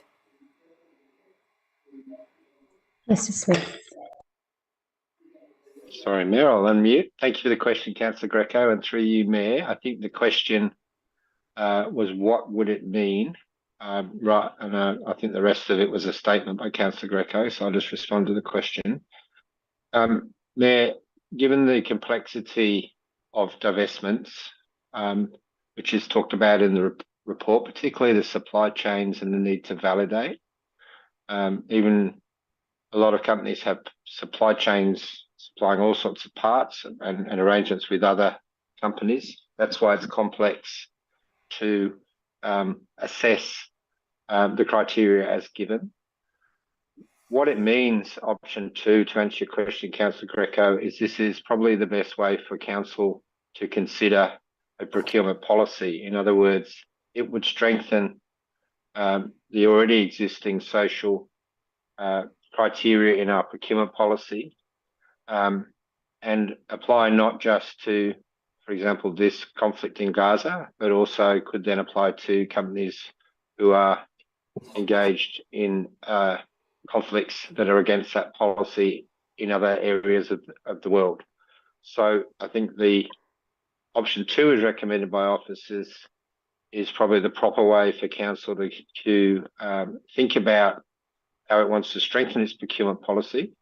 And then it won't just apply to a one-off situation, traumatic as it is for many people in Gaza, but would apply then going forward so that Council are not making individual divestment decisions based on, but building that into their policy. What it would mean for the current company is that the contract would end and then they would need to show that they met those strengthened criteria, and if indeed that company is meeting the criteria as possibly indicated by the desktop assessment, they wouldn't be eligible to compete for a new contract. So it's a better way, I would advise, to strengthen your social procurement policy. That in itself, if the company is not meeting the criteria, would mean it wouldn't get through the procurement hurdles, but it could also be applied to other situations that arise in the future to make sure that Council is being socially responsible. Thank Can I you. amend you to? Yes, go ahead. Yeah. Look, I heard the response by the CEO, but I suppose I'll put it more bluntly. Does it mean that the company that we have identified already through our desktop audit, does it mean that if we follow option 2, that they basically nothing more to see there in relation to that particular company? The Council will not take any further action as a result of that motion to deal with that particular company. Thank you, Councillor Greco. Before you respond, Mr. Smith, Councillor Greco, I'm conscious that we have had briefings and we've had pre-meetings about this item, so I'll let this question through, and if you want to have one more, that's okay, but then we will need to move on. We have had multiple briefings about this. Mr. Smith. Thank you for the clarifying question, Councillor Greco. Under Part 2D, it says to continue the contract until expiry with that company. So that contract will continue. And then in parallel to that, Council staff would work with Council to strengthen the social procurement policy so that in the renewal of those supplies, if the company, as possibly identified, doesn't meet the criteria, they wouldn't be eligible to apply in a new tender process because they wouldn't meet the strengthened social criteria. And just one final question, if I may. Yeah, if I can ask also the CEO or officers what their view is or their advice would be in deferring this item and to another meeting, a later meeting, possibly March or April, till we can do further work, further investigation, consult more broadly, consult some of the human rights organisations so that we can come to some clear determination about the company that we've already noted that may be breaching the criteria as per the agenda, as per the resolution that we passed back in the 18th. So what is the view on deferring this item? Thank you, Councillor Greco. I think that might be a question for councillors, but is there anything that you want? Through you, Mayor. Yes, Through you, it's a Mayor. That's my councillor. answer. Thank That's a you. question for Councillor Greco, councillors. it's a question for councillors about what we choose to do with this item. So are there any further questions before we move to the item? Mayor Newton, if I may, on a lot of questions that we deal with, Council, we often get advice from officers. We sometimes also get advice from officers whether matters should be deferred or not. So I'm requesting, if I may, whether I'm the chairperson of the meeting, and my answer to your question is that it's a decision for council. Councillors, are there any further questions on this item before we move to the item itself? No. Okay. Do we have? Mayor Newton, I move an alternative motion. I move an alternative motion, Mayor Newton. Okay, Councillor Greco, what is your alternative motion? The alternative motion, because I didn't get an answer to my question, I'll move the motion that we defer this item to a future meeting. Thank you. So it's a motion. I'll ask officers to determine what that meeting could be, give them all the time that they need, maybe the April meeting, if that suits our officers. Thank you. So can I just clarify with governance? So this is a procedural motion to defer the item.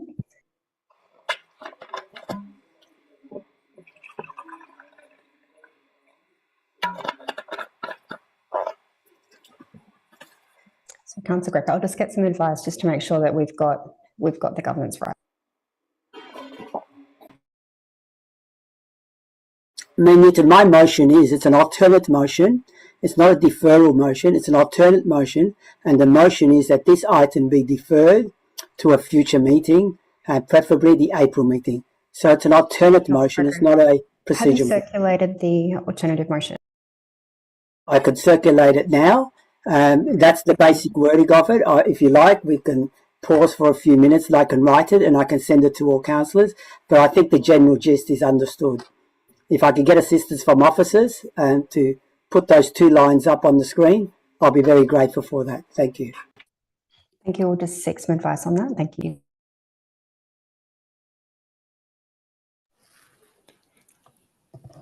Okay. Yeah, it's an alternate recommendation. You didn't move it as. I think we've got a mic on somewhere.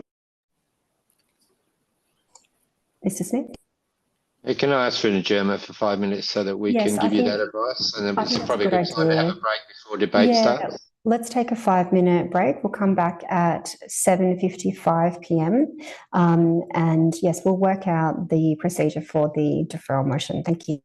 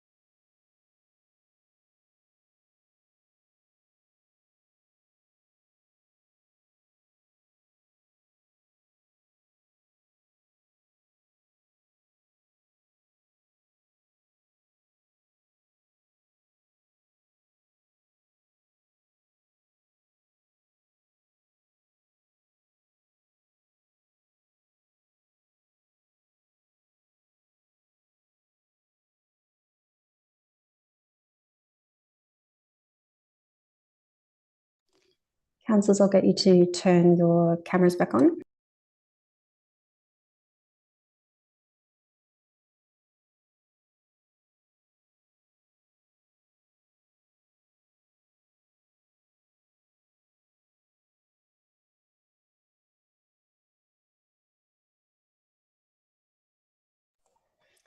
Councillors, I'll just get you to turn your cameras back on, just so we're ready to restart the meeting.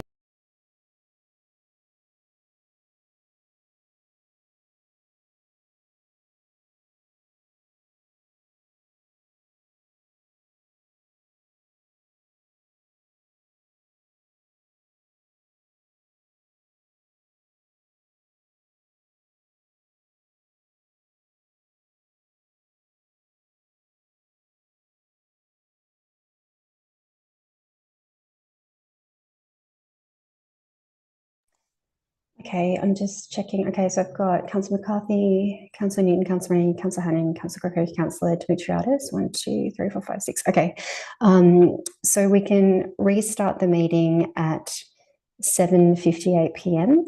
Councillor Greco, I believe you've circulated your motion. Can we get that on screen, please?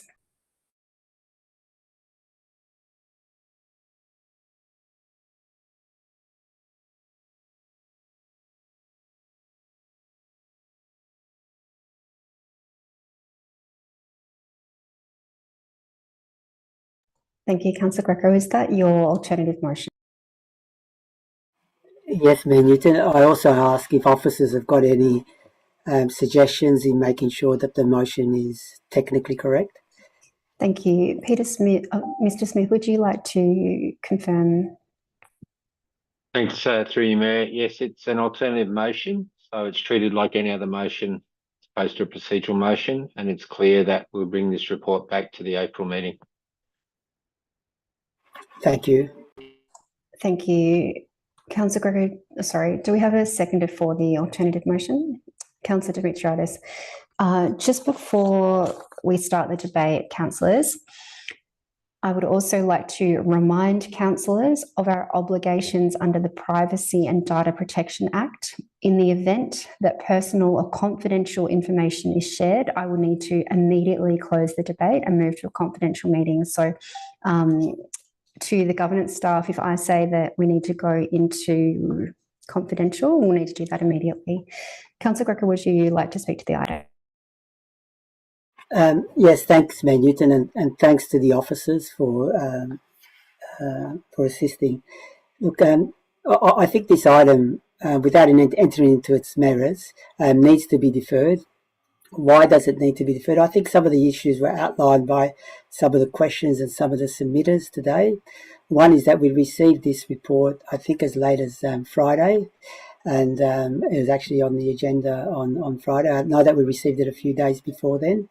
But given the significance of the issue, and given that there are a lot of outstanding matters in regards to this issue, given that we've only done a desktop audit on the back of what is a very, very highly significant and highly sensitive issue, I think that as a council, it would be prudent for us to spend a little bit more time on this report, consult with the community, consult with relevant agencies and organisations, particularly human rights agencies that have a very authoritative voice on these matters. And also, I believe that today we received an email from Nasa Mashi, I believe, from APAN, also pleading with council to defer this item so that more information can be given and provided. Also, I believe APAN and the president of APAN has asked the opportunity to meet with councillors and also to meet with officers in the same way that previously, I believe, some of the members from the Zionist lobby met with councillors and met with officers. So I think it would be opportune that we also afford that possibility to some of the Palestinian representatives. But more importantly, I think we need to get more legal advice if that's needed. We need to get a clearer response from the company or companies that are potentially could be caught under the criteria that we've set as a result of the resolution that was passed on the 18th of December. So let's do our due diligence rather than just quickly, and I appreciate what the Peter Smith has said, that it had to come back in April and that really more work needed to be done. And I think that was a very valuable admission on the part of our CEO. And let's take heed of that advice and let's therefore get this report to come back to us in due time when we can make a more determined and clearer decision. Councillor, I'll just finally end on this. It's such an important matter, particularly for the reputation of Darebin as a council, that if there were to be companies, I'm not saying that there are, but if there were to be companies that we have a contract with that have been involved or are involved in the perpetration of illegal settlement and also the plausible genocide in Palestine, we should actually do that, our utmost to clarify that so that we can have no blood on our hands. Thank you. Thank you, Councillor Greco. Councillor Dimitriadis, would you like to speak to the motion? I'll reserve my right, thanks, Mayor. Thank you. Would any other councillors like to speak to the item? Councillor Hannan.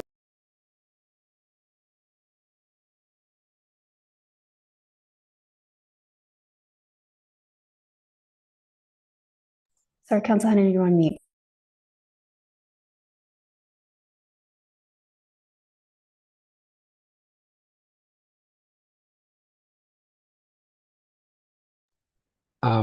Apologies, We've got you. from a different device. I've had some IT issues. Can you hear me now? Yes, loud and clear. Yeah, thank you. So I'm speaking against this motion. I'll just say briefly that I feel that the real opportunity for the community, especially the Darebin advisory groups, is to have a say on our broader procurement policy beyond just focusing on one contract. I think that is the most important thing and the most appropriate way for our advisory committees to be involved. The longer we delay, the longer that process will take, and I'd like to see us get on with that process. And yeah, I'd like to flag that if this motion is not successful, that I have an alternative motion that I'd like to pose. Thank you. And someone may have to be. I'm just having some trouble with my IT. Sorry. No worries, Councillor Hannan. We heard all of that. Thank you. Would any further speakers like to speak to the item?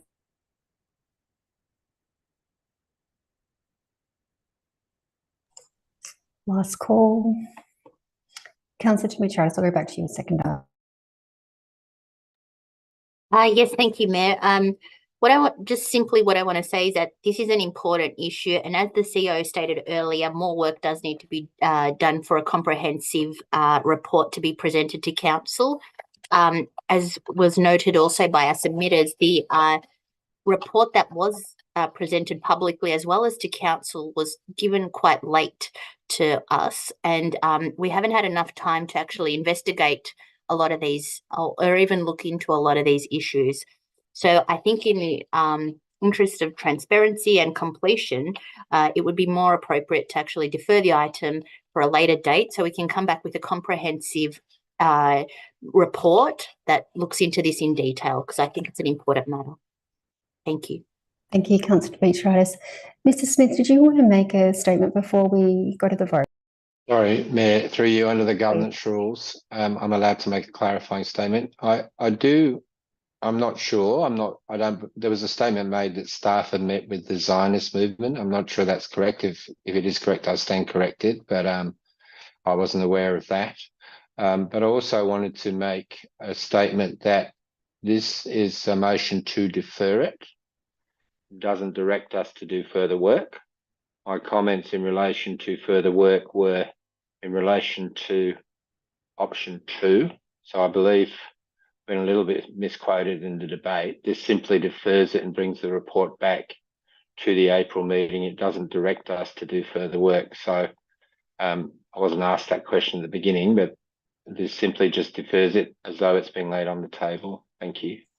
Thank you, Mr. Smith. Mayor Newton, if I may seek a clarification, I had actually asked for some support in relation to this right at the last minute to say whether the motion actually was a deferment, but obviously with the intent of doing further work. Now that I hear from the CEO that all that this motion now does is just defer the report and not carry out that further work. I'm just a bit baffled by that I just want to understand that a little bit more, and if need be. Thank you. You've had your debate. Could I get some clarification? I don't need a response. Sorry, Councillor Greco. Would you like to clarify anything? Sorry. Mayor, sorry, Councillor Greco. I didn't mean to mislead you there. This, although it's an alternative motion, it has the same effect as a procedural motion. I should have given you that advice up front, and I didn't mean to mislead you. Apologies if I have. Your motion simply defers the matter to the April meeting. It doesn't give us final direction. I guess where we are in the debate, if there is, I read it as just bring this work back in April so that you've got time to consult with the parties you mentioned. I didn't believe it, and we could certainly undertake to see if we can get more from the company that's been mentioned in the report. But in terms of a detailed, complex analysis of supply chains and all those things, I don't think we would have time to do that by April. So I think it does allow us time for councillors to talk to the parties that you've mentioned, but and that gives councillors more time to consider the officer's recommendations in this report. So I think it achieves what you're seeking to do, but it doesn't direct staff in its form to do more work. Thank you, Mr. Smith. Councillor, Mayor Newton, if I just may ask, would you like to use your right of reply? Mayor Newton, I just have a point of clarification. We've finished questions, so you've already I just have a point of clarification, if I may, Mayor Newton. What is it? If you allow me this courtesy to have a point of clarification, if I may. What is it, Councillor Greco? It's just a very simple thing. If you can use the discretion to take on board what has been said, so therefore it's not just a question of a deferment, but it's also a question, which was implied in the whole thing, about doing some further work and coming back to us in April with that further work. It's just simple as that, so that we can just move on and just orderly resolve this matter. Thank you. Thank you. Mayor, to assist council, we'll do the work through you, Mayor, to assist council and Councillor Greco with given the miscommunication there. We will do what work we can within our agenda to assist to see if we can update this report for you, Councillor Greco. Thank you. Can I have a right of reply if I may have my exercise my right of reply? Councillor Greco, you may exercise your right of reply, but I had Councillor McCarthy's hand up first. So, Councillor McCarthy. Thanks, Mayor. Look, I do wish to speak to this, and that's because I wish to speak against the motion in front of us. Yes, go ahead. So, thank you. So, it's prompted by something that Councillor Dimitriadis said, and also Councillor Greco has said, which is really that council has done work in relation to this space. One of the things that we have available to us tonight is to take a stand and to take a position in relation to this issue. Now, if Councillor Greco or any other councillor wishes to see us explore this further, it's well within their rights to bring that, to raise that question. But by deferring this, we actually take no position, and that concerns me. This is a matter that came to us in December. There's a piece of work that's been done. We need to just, I think, deal with the option that we have on the table right now, which is actually to take a position in relation to this and address it from there. If other things come to light, then Councillor Greco and any other councillor always has the ability to raise that. But that's not what we have in front of us right now. We have an option in front of us, and I'd appeal to councillors to vote down this motion, to take a position in relation to what has been identified so far, and to move to the next stage, wherever that might be.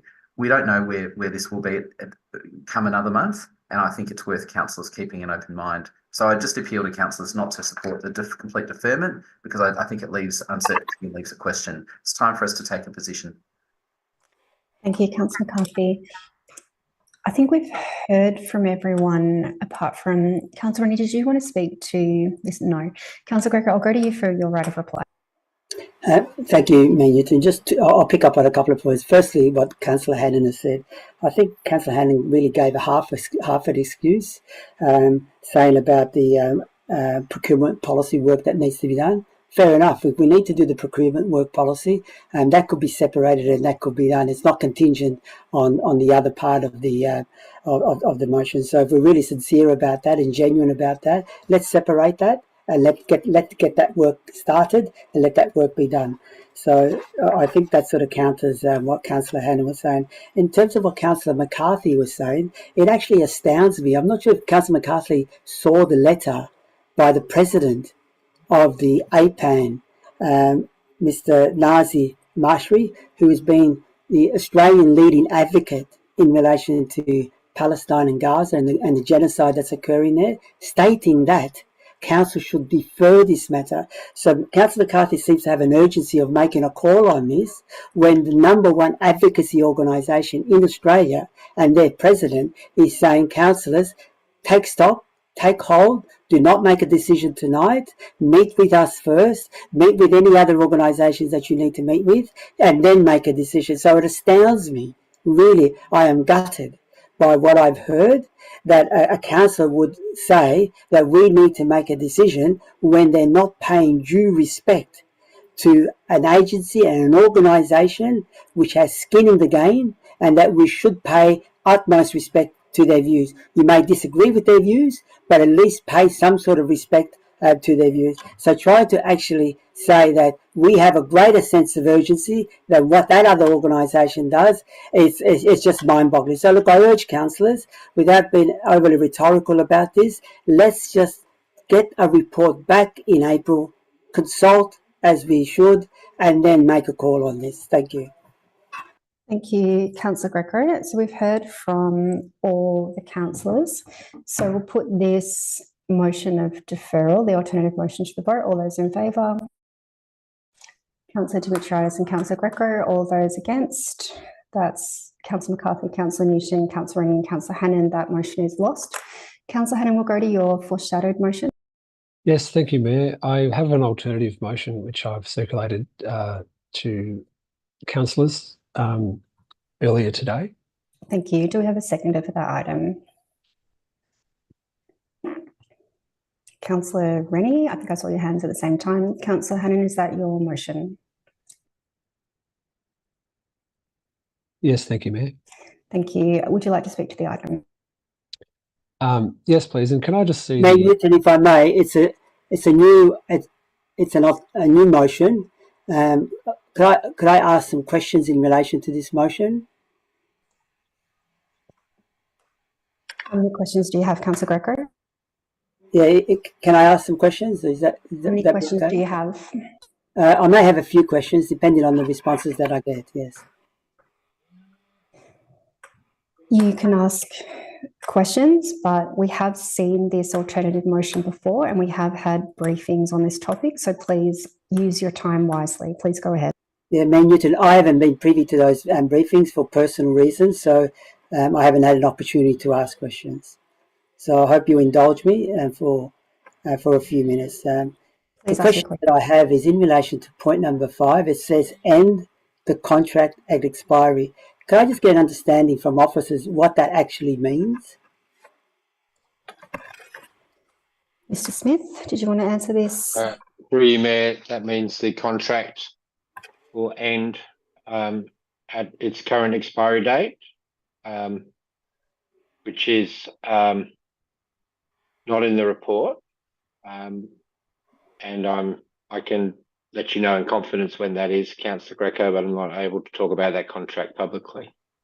Thank you, Mr. Smith. And as a follow-up, Councillor Greco, I'd like to remind councillors that if you want to speak about anything that is confidential, we need to go into camera. So please only ask questions and speak to the debate about issues that can be discussed publicly. Sure. Just as a follow-up question to that, is that does it therefore mean ends the contract at expiry? Would that mean that we don't have any more association with the particular organisation or company that's involved in that particular contract? That means we cut all ties at the expiry of the contract? all That's a time. very similar question to your last question. Mr. Smith, do you want to take that on notice or do you want to answer? I'll just give a very brief answer, Mayor. That contract would no longer be through you, Mayor, sorry. That contract would no longer be a supplier to us under that contract. That's what that means. Thank you. And Councillor Greco. And my final question is, go ahead. Just to understand, would therefore the organisation or the company that has a contract that then does that expire, would that mean that they will not have anything else more to do with the council after that contract expires? I just want 100% clarification on that, because I've heard differently that they may have further work that they may need to do with the council, even if the contract was to expire. Thank you, Councillor Greco. And it's a little bit hard to hear you. You might want to speak at a regular tone, Mr. Smith. Sure. Through you, Mayor, I would need to take that on notice. It would depend on, and this is where it's not clear, Councillor Greco, it would depend on any transitional arrangements between that supplier and the new supplier once appointed. So point 6 here becomes irrelevant. So there may be closeout issues as you transition to a new supplier after the expiry date. But that procurement for a new supplier on that particular contract would happen as quickly as possible, as we try to do with all contracts that are with all supplier tenders. We try and get them done as quickly as possible so we have short transition periods. But I can't probably give you any more detail than that. Thank you, Mr. Smith. I'll now go back to Councillor Hannan for you to speak to the motion.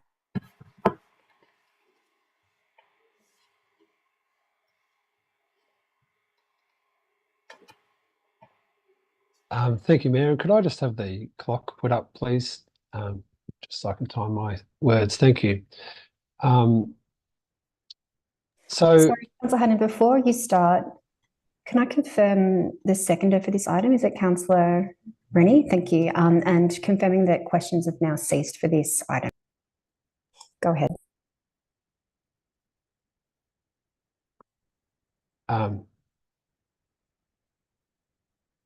Can you hear me? Yes, we can, Councillor Hannan. Go ahead. Thank you. I'm just working from the one screen, so let me know if I'm running over time. So I'd like to thank all the people who've made submissions and asked questions on this topic tonight. I really appreciate the strength of feeling on this issue. This report comes following Council's resolution in December 2023, which requested management to review contracts and explore options for Council considering ending on contracts with suppliers that support or profit from the illegal occupation of Palestine, especially companies which supply the Israeli Defence Force. This is an extremely complex task given the global supply chains, and I commend the staff who've undertaken this work professionally and impartially. There is no question of the horrific loss of life and humanitarian disaster in Gaza at a huge scale perpetrated by the Israel Defence Force. As we know, the current round of conflict started after the deplorable terrorist act and loss of life perpetrated by Hamas. And we also know there's been an illegal occupation of Palestinian territory for many years before that. We know that at the state and federal levels in Australia, there are direct relations with the Israel government and the approval of arms being traded to the IDF. This is why Darebin Council has advocated strongly at these levels to take a much stronger stance at those levels for an immediate ceasefire and longer-term justice. At a local level, I would expect that typically most councils would not have the capacity to undertake complex investigations into global supply chains. But based on research so far, there is sufficient information to have concerns about one contract. However, we are not in position to make a definitive position, and I don't expect that we would be able to be 100% definitive anytime soon, even with the further work. That's why I'm proposing to make a definitive direction tonight that this contract will end at its expiry. And going forward, we need to take a systematic approach to ensure that Council is not inadvertently supporting the current conflict or any other future form of human rights abuse. Darebin Council has taken a strong position on this issue in solidarity with Palestinian people and also in solidarity with the Israeli people and all people who have been impacted by this terrible conflict. Going forward, our focus should be to make sure our policies are as strong as possible and then focus on the safety, inclusion and cohesion among all groups in our community. We need to be very clear that ending contracts with companies that may support conflicts or human rights abuse does not in any way apply to local traders, businesses, individuals, and we must not, in our actions, explicitly or indirectly be seen to give license to that kind of action. So I encourage councillors to support this motion tonight. Thank you. Thank you, Councillor Hannan. Councillor Rennie, would you like to speak as second? I'll reserve, thanks, Mayor. Thank you. Are there any further speakers to the item? Councillor Greco. Mayor Newton, I have an amendment which I circulated and which I would like officers to bring up on the screen. Okay. Thank you. Governance team, can we get that amendment on the screen, please?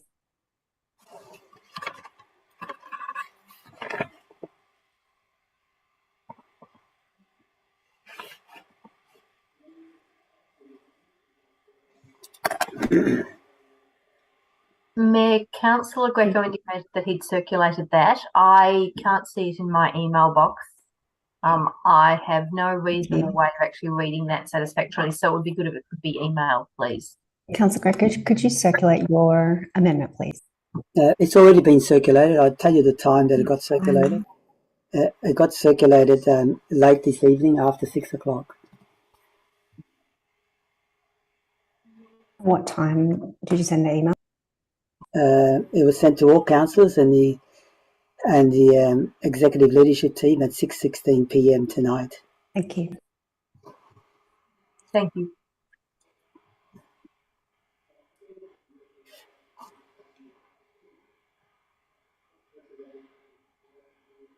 Mayor.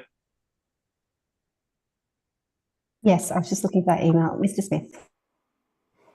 Could I ask through you if Councillor Greco can clarify point number 2, because I'm not sure what the direction, just whilst councillors are reading it, what the intent is of number 2. I'm not sure that's a clear direction to myself and the staff. Can Councillor Greco just clarify that and we can help him with some words? Sure, that would be great. Thank you for your assistance. So the intent there is to obviously to note that that based on a desktop research, council may have one contract with a company listed as possibly meeting the criteria. The second part that I've had, however, more time will be required. You're correct, Mr. Smith. More time will be required to determine this, and also to determine whether other contracts meet the criteria, and then with a further report to come to council. Mr. Smith, would you like to clarify anything in relation to that? So, Councillor Greco, through you, Mayor. Councillor Greco, this is noting in the first part, which is fine. I think it would benefit from directing us to be very clear what you're asking us to do in terms of the second part of it. So, okay, if you want to make it a separate point, that's fine. I was just trying to make it easier in terms of the numbering and everything else. Yeah, that's fine. I think noting something's fine, but if you are asking us to do more detailed work to determine if other contracts meet the criteria and then bring a report back to council, I'm assuming that you're asking us to do more than a desktop assessment and do some complex analysis. Well, to do some more analysis, whether it's complex or not, I'm not sure, but just to do some more analysis beyond the desktop analysis. It should say notes so I think it should say notes that based on desktop research, council may have one contract meeting the criteria and requests further work to be undertaken. Yep.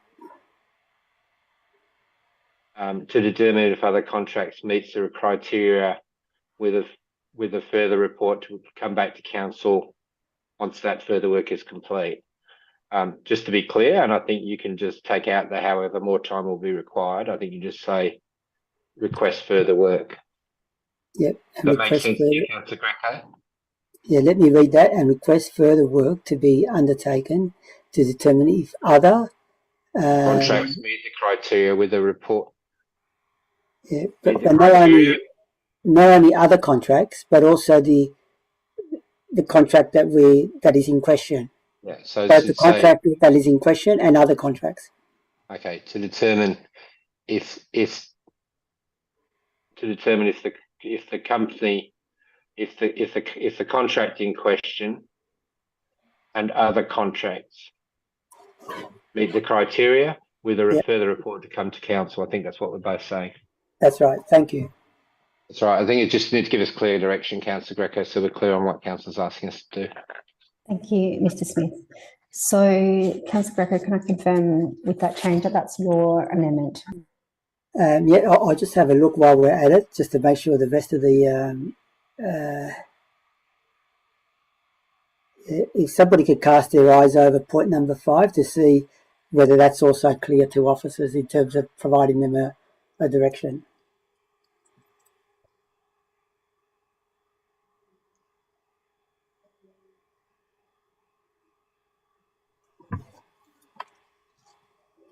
Mr. Smith?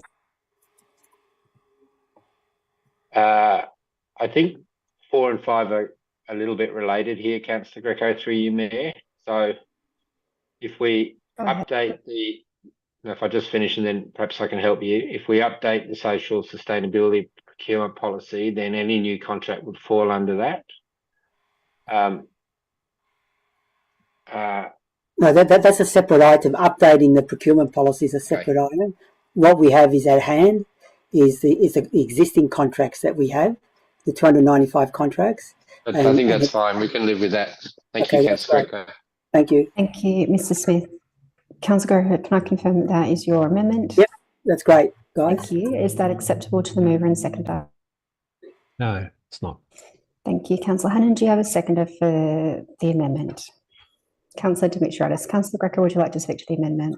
Yeah, look, I'll quickly speak to this. Look, and I thank Councillor Hannan for the work that he's done in putting forward a motion.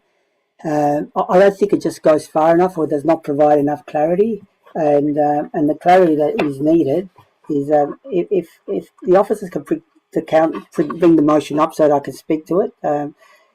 So it's in relation to point number 2, as has been clarified by our officers, is that we need more time to do work on the company that's already been identified, to go beyond a simple desk audit, and to do something a little bit more serious, a little bit, and also consulting other parties to give us some advice in relation to whether they meet our criteria. And secondly, also to look at the other 295 contracts that we have and to see whether there's any other organisation or company that we need to also look at. So that covers point number 2. Point number 3 is it's important. Point number 4 is really important. I've added in there that we need consultation also with the community and also with relevant human rights organisations, and not only the advisory committees. I think we should actually reach out. Others are trying to reach out to us, so we should be also open to their advice and their information. We don't have to take it on, but at least we should give them the courtesy of listening to them, and so see whether that can add value to our thinking.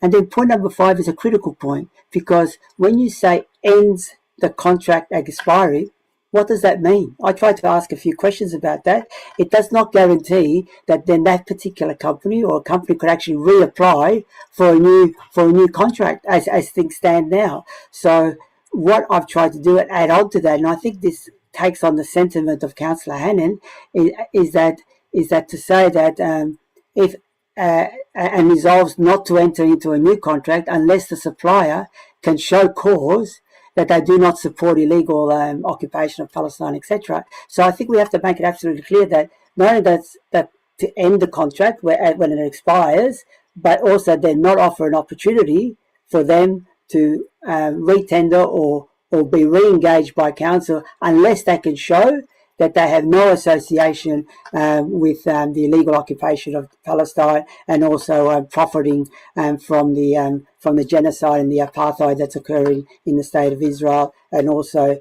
with the supply of equipment to the Israeli Defence Force. I think that's critical. It makes it clear, and really otherwise it's just a statement that doesn't say anything, and it leaves a lot of gap and a lot of room for an organisation to just continue to be a supplier of council after it terminates its existing contract. I'll leave it at that, Councillor. I think they're quite reasonable things, and I'm pretty sure that Councillor Hannan, after hearing what I have said, could see the logic behind them, and I think it's in the spirit of what he is trying to do. Thank you. Thank you, Councillor Greco. Councillor Demetriadis, would you like to speak to the amendment? I'll reserve my right. Thank you. Are there any further speakers to the item? Councillor Hannan. Thanks, Mayor. Look, I'll speak against the amendment. I understand Councillor Greco's points there. Appreciate the points being made. I just feel that there's a few issues there.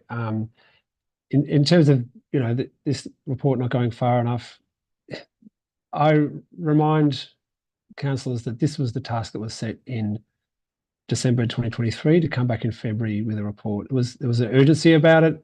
We are talking about a very urgent situation. I think that council management have done a really a very solid and robust job given the time, and as I said before, we could allow this. We could provide many more months of time and still, I think, not be in a definitive position.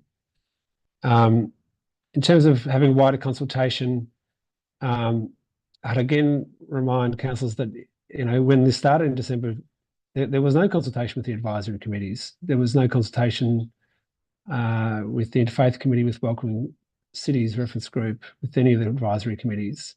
It's important they have a say, and of course, council management and councillors will be open to feedback and views from any group, from any stakeholder, from anyone, and it's certainly not about trying to limit their consultation. And the addition of number 5, while I understand the intent, really it goes back to at what point are we certain enough? We are certain enough from the analysis so far to have concerns, and that's why we're taking action. We are not the judge and jury on this. There's always going to be a question of how much evidence do we need and how we decide, and we just have to take our judgments at a point in time. Thank you. Thank you, Councillor Hannan. Are there further speakers to the item? Councillor Demetriadis, would you like to speak a second up?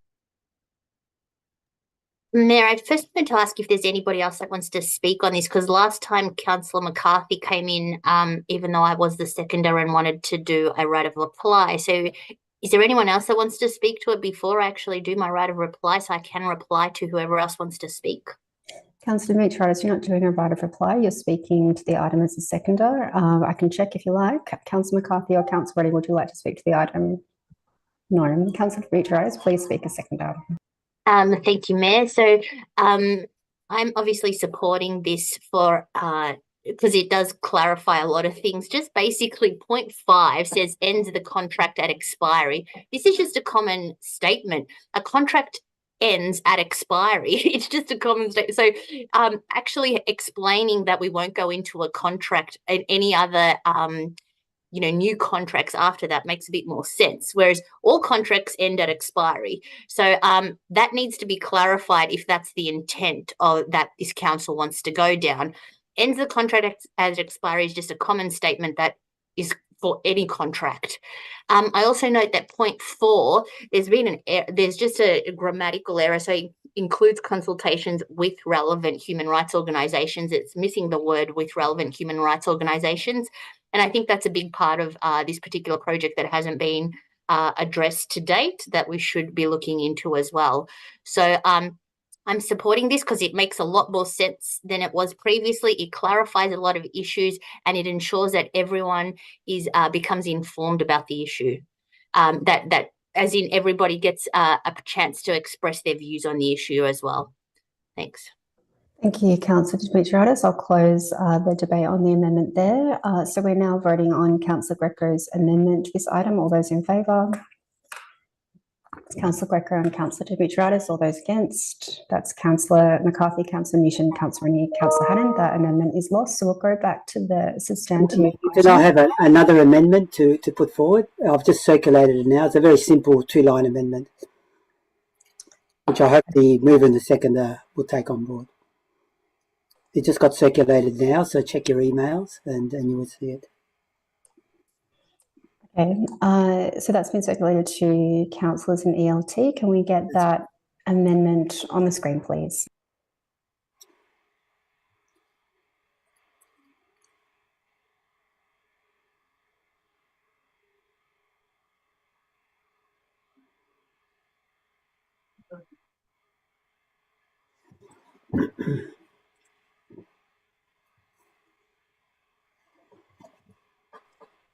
So we'll just get that sorted. We've only just received that email, Councillor Greco. Sure, thank you. Get some light in there.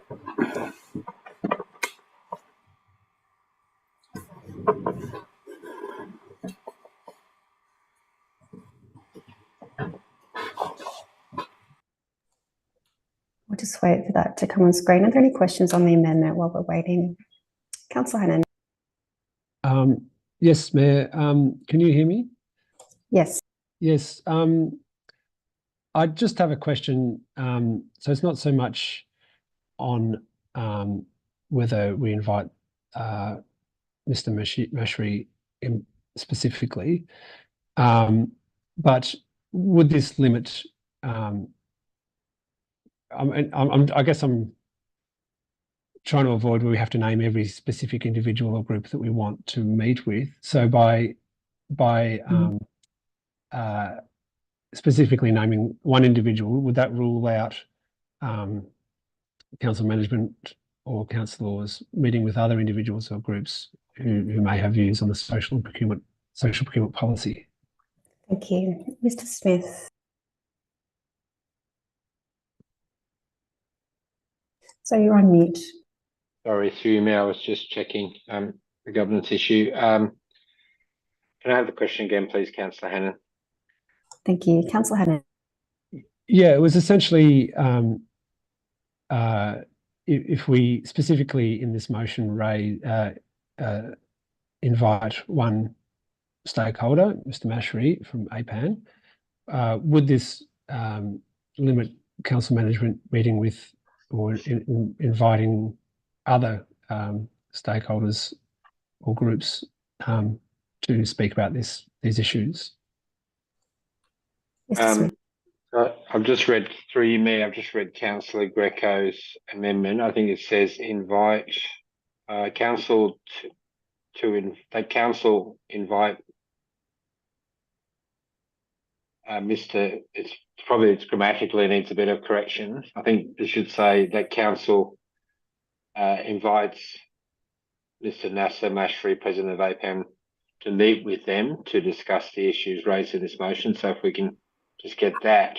And to answer your question, Councillor Hannan, no, it doesn't, because I think part 5, or I haven't got your amendment in front of me, but I think you say the general consultation requirement with advisory committee and other parties. I just need to check what's already in the rest of the motion there. I'm wondering if governance could just quickly pop that up on the screen for us so that we can see Councillor Hannan's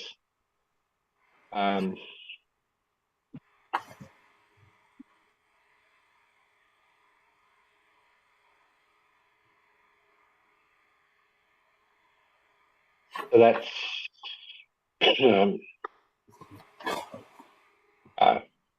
yeah, so part 4, Councillor Hannan, you are naming undertake significant consultation, including with, so no, wouldn't rule out us consulting with other parties. Thank you.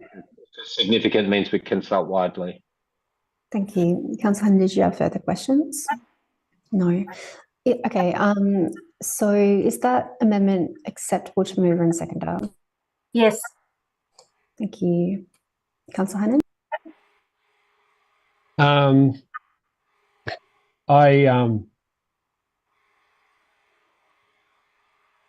I'd like to abstain if that's possible. Is that a no? I consider that a no, so that's fine. I'm concerned in this particular debate. It's just a yes or a no. So it's a no from the mover. So Councillor Greco, do you have a seconder for the amendment? Councillor McCarthy. Councillor Greco, would you like to speak to the amendment? Oh, look, it's pretty, thank you. Look, it's pretty self-explanatory. Today is a prominent member of the Palestinian community, president of APAN, which has been leading the campaign in regards to the genocide that's occurring in Gaza, which is reaching incredible toll numbers, which is just too scary even to mention. He's written to us saying that he would be happy to meet with us, both the officers, obviously, over technical matters, and also meet with councillors and the mayor. And I think has extended a particularly invitation. So let's pay that courtesy. We've paid that courtesy to others on the other side of this this issue. So let's invite Mr. Marshbury. Let's hear what he's got to say, and then let's also be informed by the information that he can provide us and what assistance he actually can provide us in actually determining if the council has other contracts amongst its 295 contracts. Can you stay on topic? Contributing to the genocide in Gaza. Thank you. Thank you. Councillor McCarthy, would you like to speak a seconder? Thanks, Mayor. Look, I think it's pretty straightforward. I'm quite comfortable with us. We have an important, significant stakeholder here in relation to this issue. I have attended APAN events in the past and more than happy to hear the perspectives. I think it's fair to say that by council extending that invitation, it's quite likely that council will also receive other requests for that sort of engagement, and I think council needs to be open to that as well. So on that basis, I'm happy to support it, and hopefully we can find a great way forward as a community in relation to this really difficult and challenging issue that I know is causing a great deal of stress for many, including in the Palestinian and also other communities as well. So I think we just need to put this to the vote now, Mayor. Thanks. Thank you, Councillor McCarthy. Are there any further speakers to the item? No. Okay, so we will now vote on Councillor Greco's amendment. All those in favour? That's Councillor McCarthy, Councillor Newton, Councillor Greco, Councillor Dimitriadis. All those against? All those abstaining? Councillor Hannan and Councillor Rennie. That amendment is passed, which now makes it part of a substantive item. Is there anyone we haven't heard from on the substantive item that wishes to speak? No. Okay, so councillors will put the substantive item to the vote. All those in favour? That's carried unanimously. Thank you, councillors. So we'll go on to 9.5, the Climate Emergency Plan and Stage 2 Community Engagement. I know we've had some officers that are patient.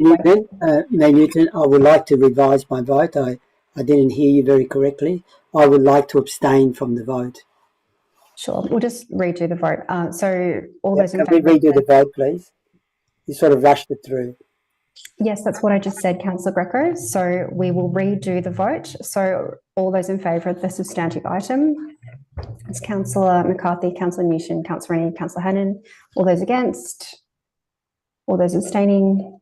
Councillor Dimitriadis and Councillor Greco. That motion is passed. So we'll now go on to 9.5, the Climate Emergency Plan and Stage 2 Community Engagement. I know we've got some councillors that are, some staff that have been waiting a while for this one. So do we have any questions of the officers regarding this item?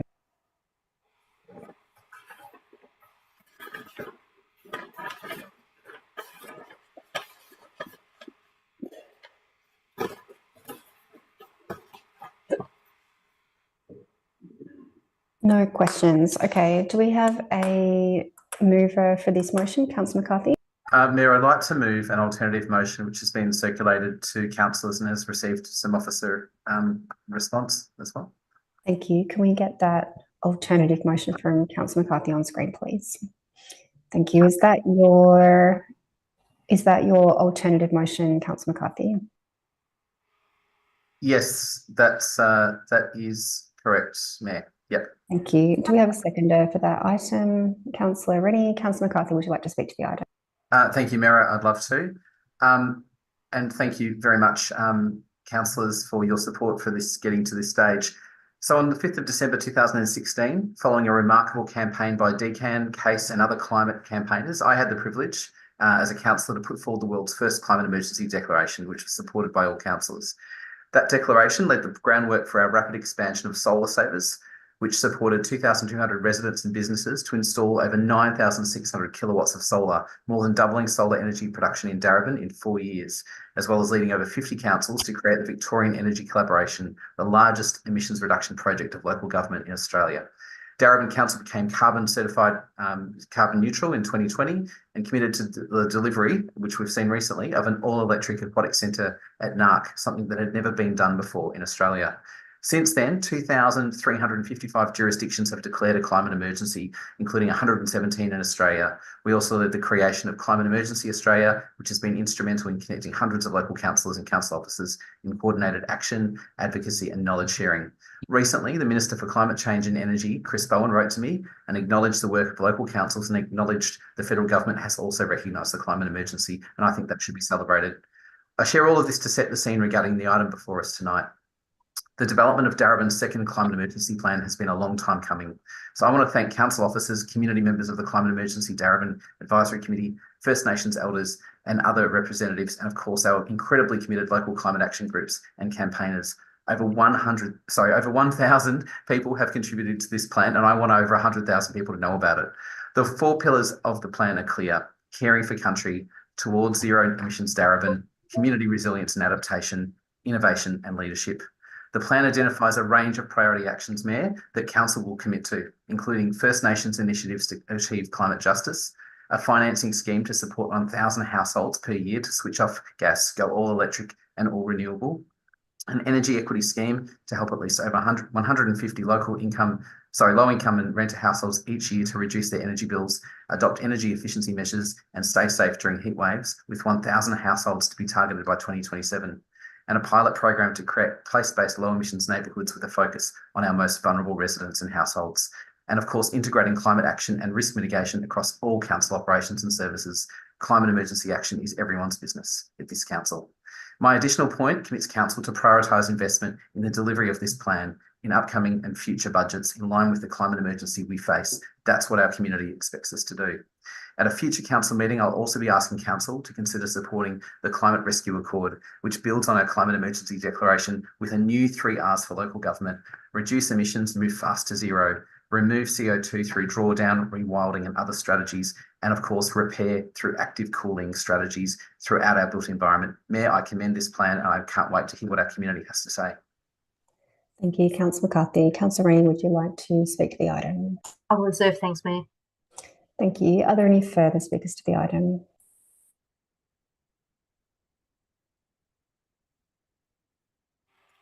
Mayor, if I may, because I know we're rushing through this, but the additional point that Councillor McCarthy included in the motion about committing councillors, does that preempt our budget process or not? If we just get some clarification. Closed questions, but Kylie, did you want to respond to that? Through you, Mayor, I might call on Vanessa to answer that question. Thank you. Thank you. And through you, Mayor Newton, my understanding would be that those matters would still be determined through the annual budget processes. Thank you. Councillor Greco, would you like to speak to the item? No, I was just seeking that clarification. Not a problem. Okay. Are there any further speakers to the item? Okay, Councillor Rennie, would you like to speak as seconder? Mayor, thank you. I'll keep it very brief because you're at risk once again of not completing the meeting. I've been a member of the Climate Emergency Darebin Advisory Committee since it began and it has achieved so much in partnership with Council and reflecting the very strong desire of our community to see action in this space. Climate change, the climate emergency, poses an existential threat to us all, not just here in Australia, in the Middle East, around the world. We are seeing more climate refugees, we are seeing huge movement of people, we are seeing conflicts, and we are seeing extreme weather events here in Australia. To my way of thinking, there is nothing more important, and we have seen ourselves how our leadership can make an enormous difference locally and globally. So I look forward to hearing from our community about whether they believe we have gone far enough. I particularly commend Councillor McCarthy's passion and his amendment, which I think sets a standard for what we expect from Council in terms of resourcing, and I think that's absolutely critical. Huge statements are not enough. Bold ambitions are not enough. We have to resource it properly. Thank you. Thank you, Councillor Rennie. And before we close the debate, I'd like to speak briefly as well. So this is my highest priority as a councillor and as mayor. And I was at an online session where Councillor McCarthy spoke on the weekend, and Adrian Whitehead, one of the very strong local climate activists, spoke as well. He shared a photo from our climate emergency declaration back in 2016. Feels like a long time ago, but we never could have imagined what a domino effect that would have worldwide. And we've seen over our first climate emergency plan how much we were able to achieve as local government leaders. We've seen the VICO project particularly go statewide. I believe it's 51 councils now that are involved. And the other thing that Adrian mentioned that really stayed with me is that at this point, no council has yet really moved into that emergency response, particularly around resourcing, which is why when we go forward in our budget deliberations, we need to see resourcing that matches an emergency response.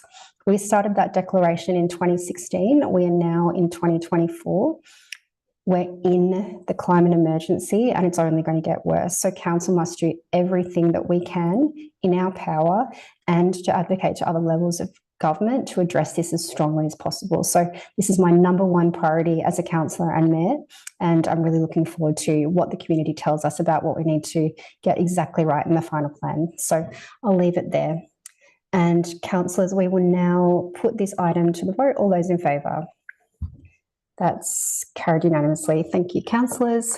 And we look forward to hearing from the community on this one. Please tell us what you think. We'll now go on to 9.6, the hard rubbish service. And councillors, do you have any questions of officers regarding this item?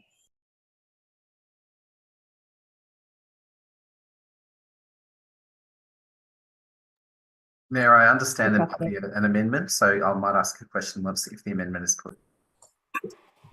Mayor, I'm happy to put forward an alternate motion that I've circulated. Thank you. I think Councillor McCarthy first spoke about, sorry, Councillor McCarthy, did you say you had an amendment? No, sorry, Mayor. I believe there might be an amendment, and if the amendment is put, I might ask a question. Okay. So I haven't asked for a motion yet, but councillors, are there any questions on this item?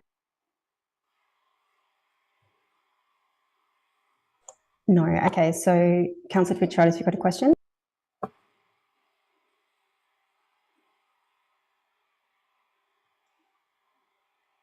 Yes, sorry. I just wanted to ask,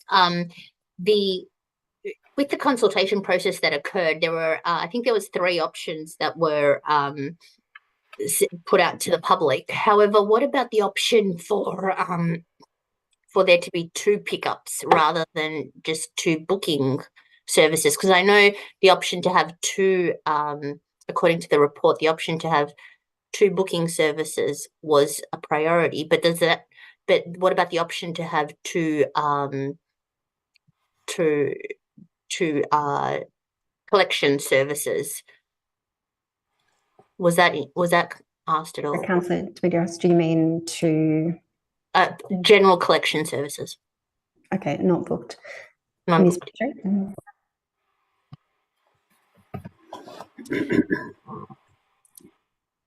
Thank you, Councillor Dimitriadis. Through you, Mayor, I might ask my colleague Alan to answer that question. Thank you, Alan. Thank you for the question, Councillor Dimitriadis. Through you, Mayor. Through our consultation process, we did not ask the question of our community if they'd like 2 blanket collections. It was not one of the questions on our consultation. Thank you. Councillor Dimitriadis, did you have further questions? Go ahead.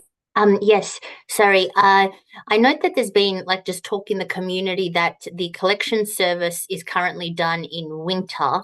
However, it would be preferable to have it done in summer. So a lot of those items that are put out in the on the curb can actually be recycled and salvaged. So is it a possibility that we can actually move a service to the summer months rather than in the winter, just to make sure that that things can be saved? Thank you. Ms. Petrie or Alan? I'm going to take that question, Councillor Newton. Thanks for the question, Councillor Dimitriadis. Yes, we can, through the new contract, choose to do the collection any time of year. We would need to negotiate that as part of the contract, so it will be subject to availability. But in theory, yes, we could move it to summer. We would recommend, though, that we proceed with a June-July in 2024 in order to allow residents to have at least 1 collection in the 12-month period. Thank you. And we do need to extend time for half an hour. So can I get a motion for that? Councillor Rennie, seconded by Councillor Greco. All those in favour? That's carried unanimously. Councillor Dimitriadis, did you have further questions?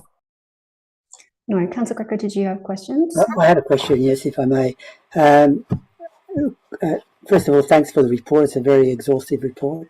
I just wanted to ask through you, mate, to the officers. The community were consulted on 2 booked collections. I just want to understand and be clear. When the community was consulted on 2 booked collections, that meant 2 booked collections with no conditions associated with them. That is, conditions that, hardship conditions or limited months of the year for the second collection, etc. Can I get some clarification on that? Thank you. Go over to the team. Thank you for the question, Councillor Greco. Through you, Mayor. The question put to the community through the community consultation process did not include additional collections for a booked service. It was just for a booked service. I hope that helps clarify. So, if I may, through you, Mayor, I just don't understand that. In my reading of the report, in terms of the options, people were confronted whether they preferred 2 book collections per year versus the other options that were considered in the report. Thank you for the question, Councillor Greco. The third option in the community consultation was to provide a service only for community experiencing hardship. And you can see from the results in the report that that option wasn't favourable to a majority of the respondents. Sorry, maybe it's me. I'm a bit confused. I read the report, and one of the options that was put to the community talked about 2 booked options per year, and that's the one that received the highest amount of votes. And I just wanted to understand that they were 2 booked options per year. And I'll just add to that, because one of the post-it notes that was in the report, one resident said, "Oh, that'd be great. That'd mean every 6 months I'll have the opportunity to book a hard waste collection." Thank you for the question, Councillor Greco. Through you, Matt. So the first option, which gained the majority of support through the consultation process, was for 2 booked collections. Now, we thought about this carefully when receiving the consultation feedback, and we compared it against our current service. Our current service is 1 blanket collection, which is only of a size of 1 metre cubed. So thinking about how that is applied, where you're right, there is a theme that was considered through, that was received through the consultation feedback. And one of those themes was people would like to access more hard rubbish service. So in the recommendation we've put through in the report, it talks to a collection size of 2 meters cubed, so double the volume. And this option is likely to provide more opportunity for people to get rid of hard rubbish. And the reason we've recommended one blanket service is it's aligned with probably the majority of people's hard rubbish needs. There's likely to be an increased ability for council to reduce its diversion to landfill, and there's likely to be a reduction in cost through the hard waste charge for the majority of the community. Thank you, Tim. And from my perspective, very important having just passed the climate emergency plan for consultation as well. Are there any further questions before we go to the item? Councillor Dimitriadis. Sorry, I'm just following on from that because I'm still a little bit confused because I didn't pick this up before. So the option that passed is for 2 booked services, but those 2 booked services aren't for everybody in the community. There's a limit on who can actually access the 2 booked services. So any resident will not be having 2 booked services in a year. Is that right? There will be limits. Like it currently is, there's limits for the book service. Is that right? So not everyone in Darebin will be able to have a book service, no, have 2 book service. Sorry, I'm just trying to clarify because it doesn't. Councillor McBride, who's in the report? Did you want to go through, Tim? Did you want to answer that? Thank you. Thank you, Ms. Petrie. Thank you for your question, Councillor Dimitriadis, and through you, Mayor Newton, I might add to my colleague's response. So what the option that officers are recommending is that everyone who is eligible for a council curbside waste service receive 1 booked collection a year where they can put up to 2 cubic meters out on the curb. We're also recommending that people who are experiencing financial disadvantage would also be eligible for a second booked service throughout the year, and they wouldn't be required to pay an additional fee to the provider. But in order to give the rest of the community flexibility, if another resident who was not experiencing financial disadvantage wanted to book a second or third collection for the year, they can do so, but that would be at cost, at the cost contractor rates. Thank you. Councillors, I'm going to end questions there. We have had multiple briefings on this topic, and we also had the Thursday 5:30 pre-meeting briefing. So do we have a motion for this? Yeah, I have an alternate motion there, Newton. Thank you, Councillor Greco. Can we get that on screen, please?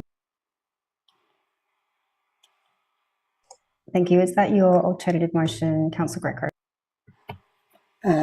Yes, it is, and I thank the officers for their editing of this motion. Thank you. And do we have a seconder for that item? Councillor Dimitriadis. Councillor Greco, would you like to speak to the item? Yeah, look, first of all, I'd like to thank the officers for the report they've provided.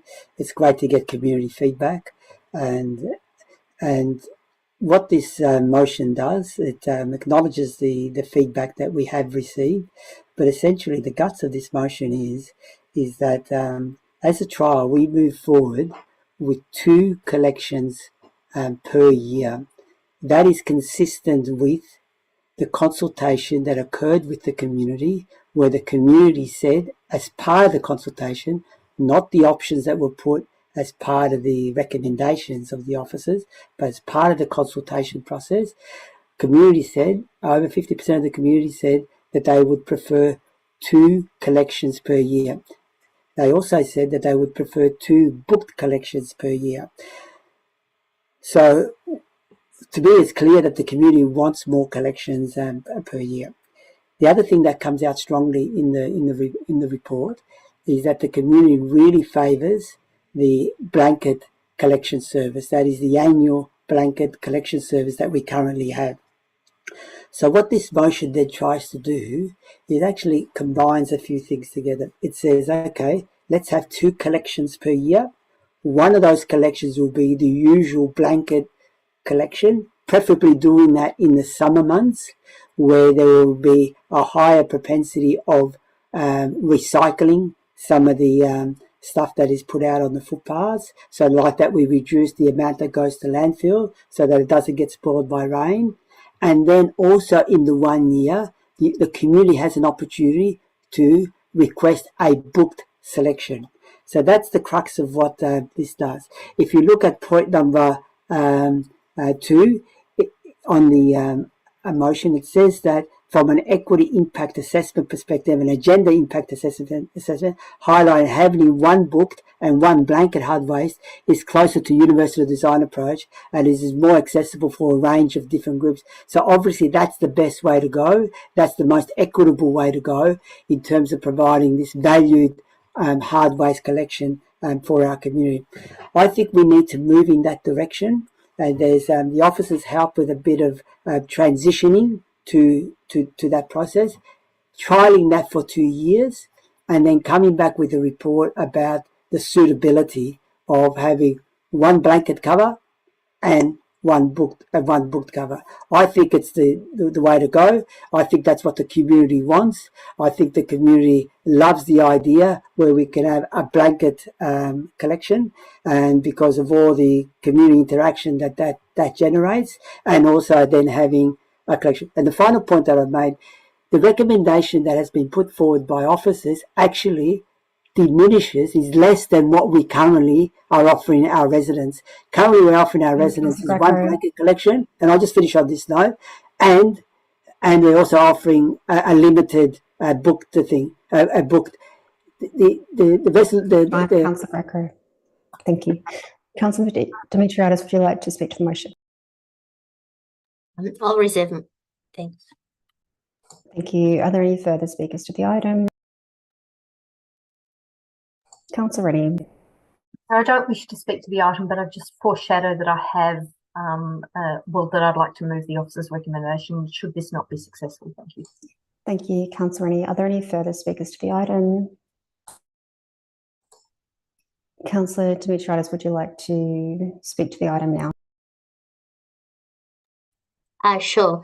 So I'm in support of this motion because it supports what the actual community results showed from the consultation. We've got a cost of living crisis at the moment, and we need to be recycling as much as we can.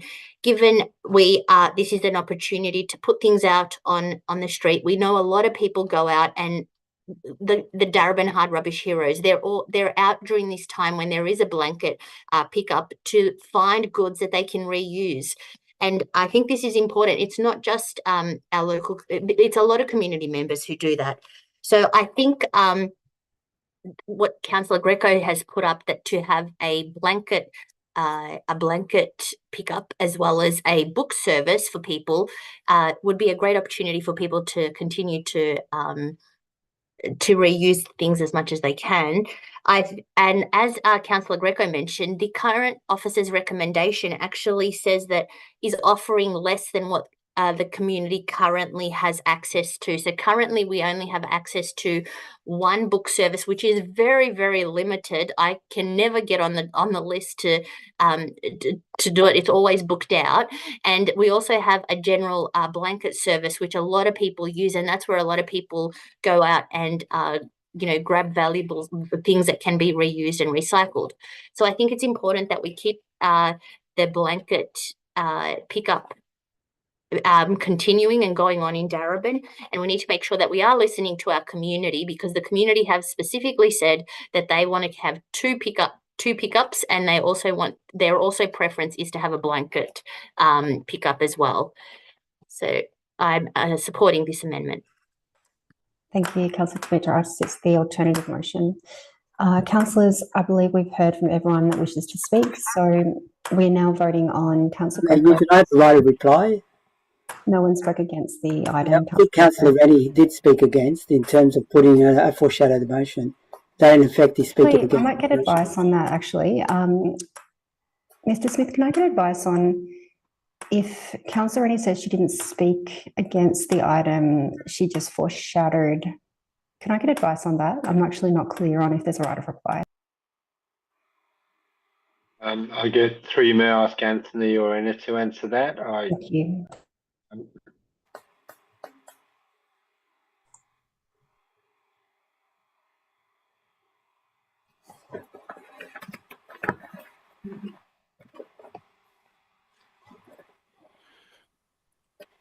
Through you, Madam Mayor, a councillor at any time can foreshadow a motion. That foreshadowed motion is not speaking against a motion. Thank you. In that case, Councillor Greco, you don't have a right of reply as no one spoke against the item. So we're now voting on the alternative motion. All those in favour? Councillor Dimitriadis and Councillor Greco, all those against? It's Councillor McCarthy, Councillor Newton, Councillor Rennie, Councillor Hannan. That item is lost. Councillor Rennie, did you want to go to your foreshadowed motion? Yes. Thank you, Mayor. I'd like to move the officer's recommendation. Thank you. Can we get that on screen, please?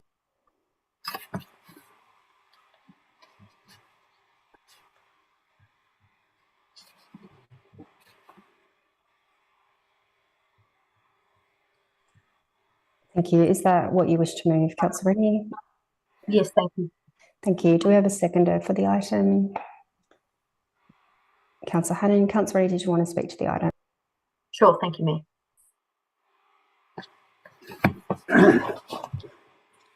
I think it would be fair to say that nobody in this municipality loves the general hard waste collection more than I do.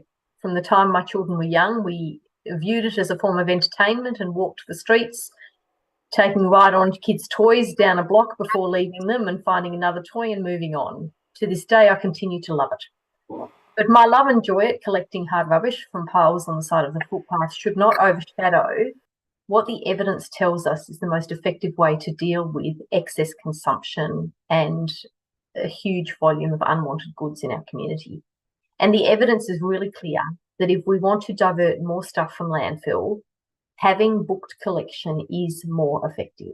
And in the context of a climate emergency, that I believe overrides my love of the area-wide hard waste collection and the convenience of being able to dump our stuff on the footpath once a year.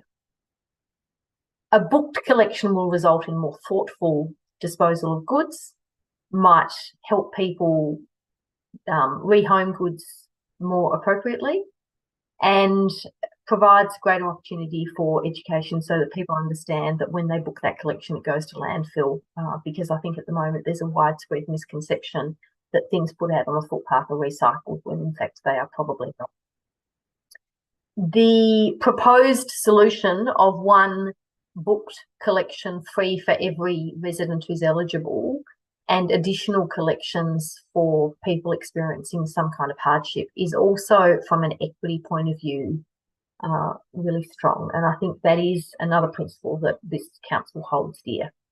So to give 2 collections to people most in need and actually have a second collection available to other residents at a paid rate, I think is very sensible.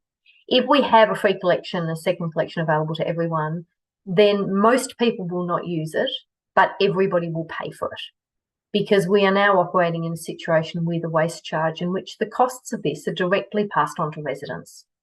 And so the fact that in the longer term, what we are proposing is cheaper for our residents also means that ultimately our residents will all pay less in the longer term, and everyone gets access to a service at a time that is convenient to them and in a way that reduces waste to landfill.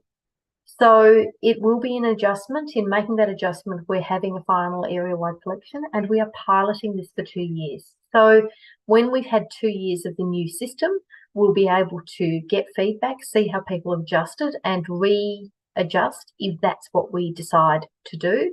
I think it's really important to be innovative, to try different things, to be open to other things, and convenience does not trump diversion from landfill. Thank you. Thank you, Councillor Rennie. I've forgotten, was it Councillor Hannan? Yes, thank you, Councillor Mayor. Hannan, would you like to speak? Right. Thank you. I'll reserve my right. Thanks, Mayor. Thank you. Are there any further speakers to the item? Councillor Greco. Thanks, Mayor Newton.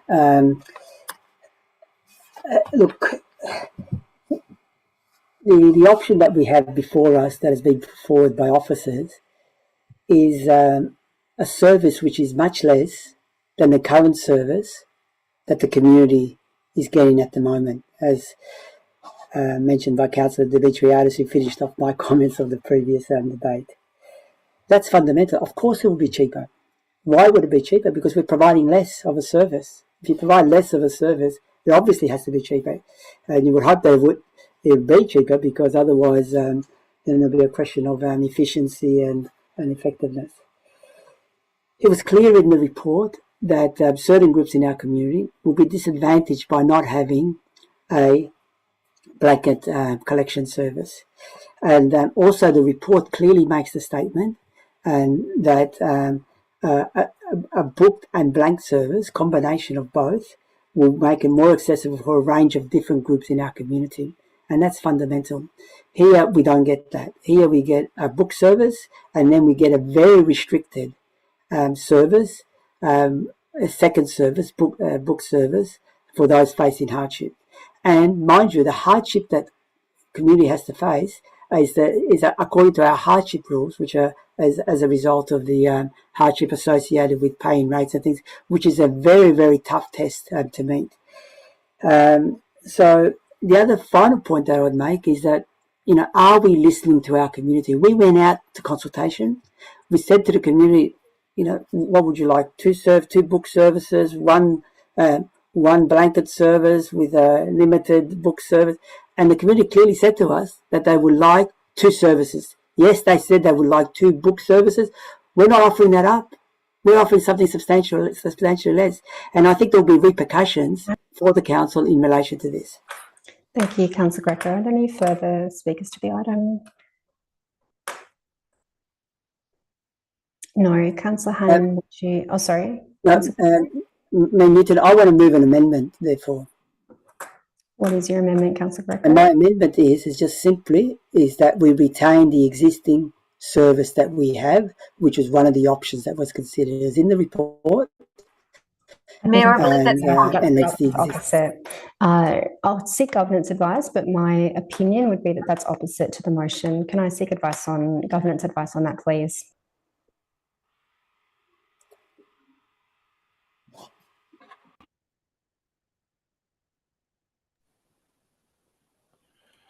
Through the chair, I believe that would be opposite. Thank you. Councillor Greco, that amendment's not allowed. Are there any further speakers to the item? Councillor Hannon, did you want to speak a seconder? No. Okay, councillors, we'll put that item to the vote. All those in favour? That's Councillor McCarthy, Councillor Newton, Councillor Rennie, Councillor Hannon. All those against? Councillor Greco, Councillor Demetriadis, that item is passed.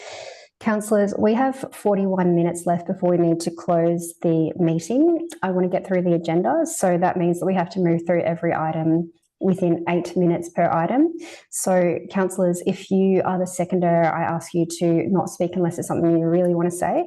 So we'll move through as quickly as we can.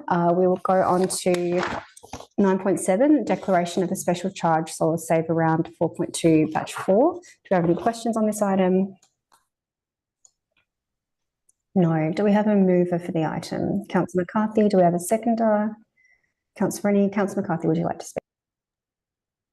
Thanks, Mayor. I'll make it really quick. As we'd already flagged in the climate emergency item, this has been a mainstay of council's work, and in this case, we are moving ahead with further declarations.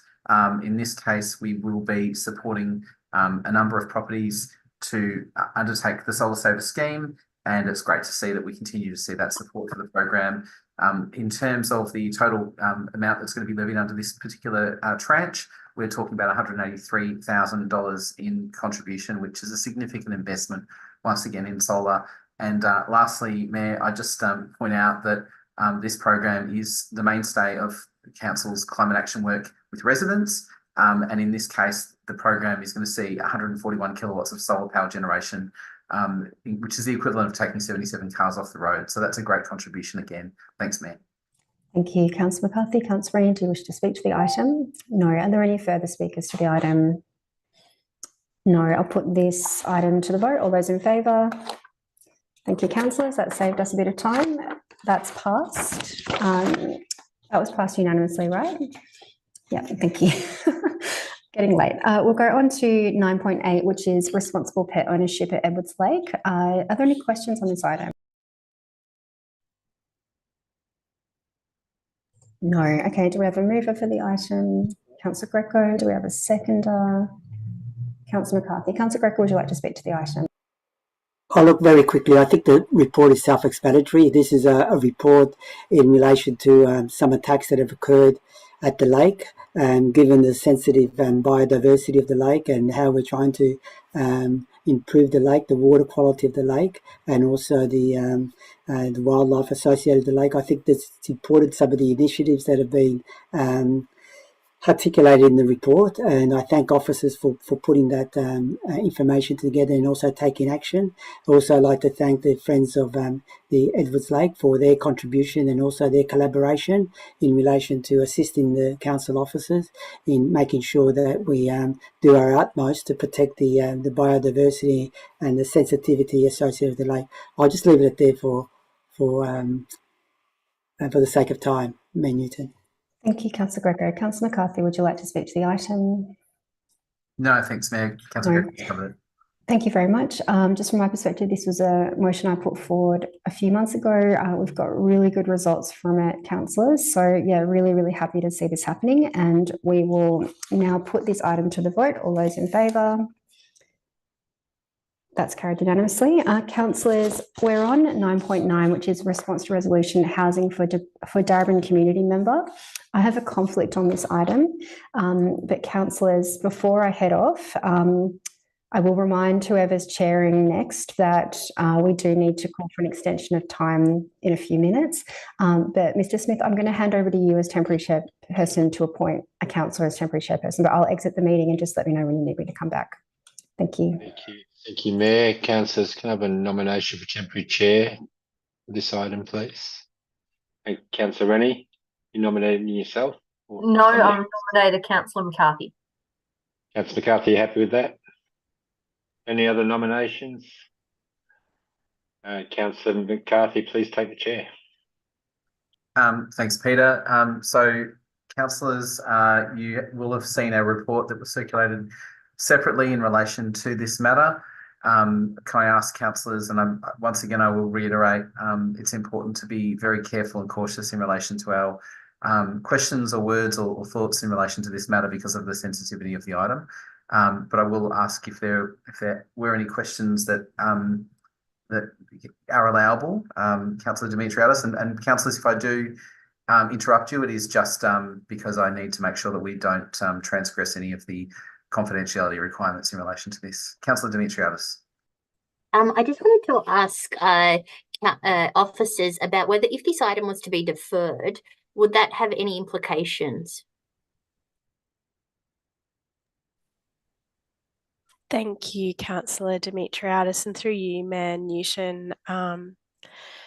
No, Councillor Dimitriadis, I don't consider that there would be. I can confirm that advocacy letters on behalf and in support of the resident have already been sent out, and the rest of the report is for noting. Thank you, Vanessa. Councillor Dimitriadis, did you have any further questions in relation to that? No? Councillors, just so you're aware, the matter, there is a report that has been circulated separately, which you will be able to find in your folders. So please let me know if you have any trouble. Councillor Greco, did you have? Yeah, thank you, Acting Chair. I was just wondering through you, Acting Chair, if our officers could just give a very quick summary of what the report says for the sake of us not verging into privacy matters or confidential matters. So I would like our officers to give us just a minute and a half summation of what the report says and what we're voting for tonight. I'd like that it's clear both to councillors and also to community members. Thanks, Councillor Greco. I've heard the request. Thank you. Mr. Smith, Peter Smith, can you advise if it's possible? Yeah, through you, Chair, I'll be very succinct. The last time you considered this, you asked a report back in February to explore two matters. One was restoring a caveat, and the other was using our planning or permitting powers to achieve the desired outcome of reinstating the resident in the home. The report says that neither of those things are possible, and asks council to note that, but notes also that the strongest thing we can do, which we are continuing to do, is to advocate and provide advocacy support to the resident. Thank you, Mr. Smith.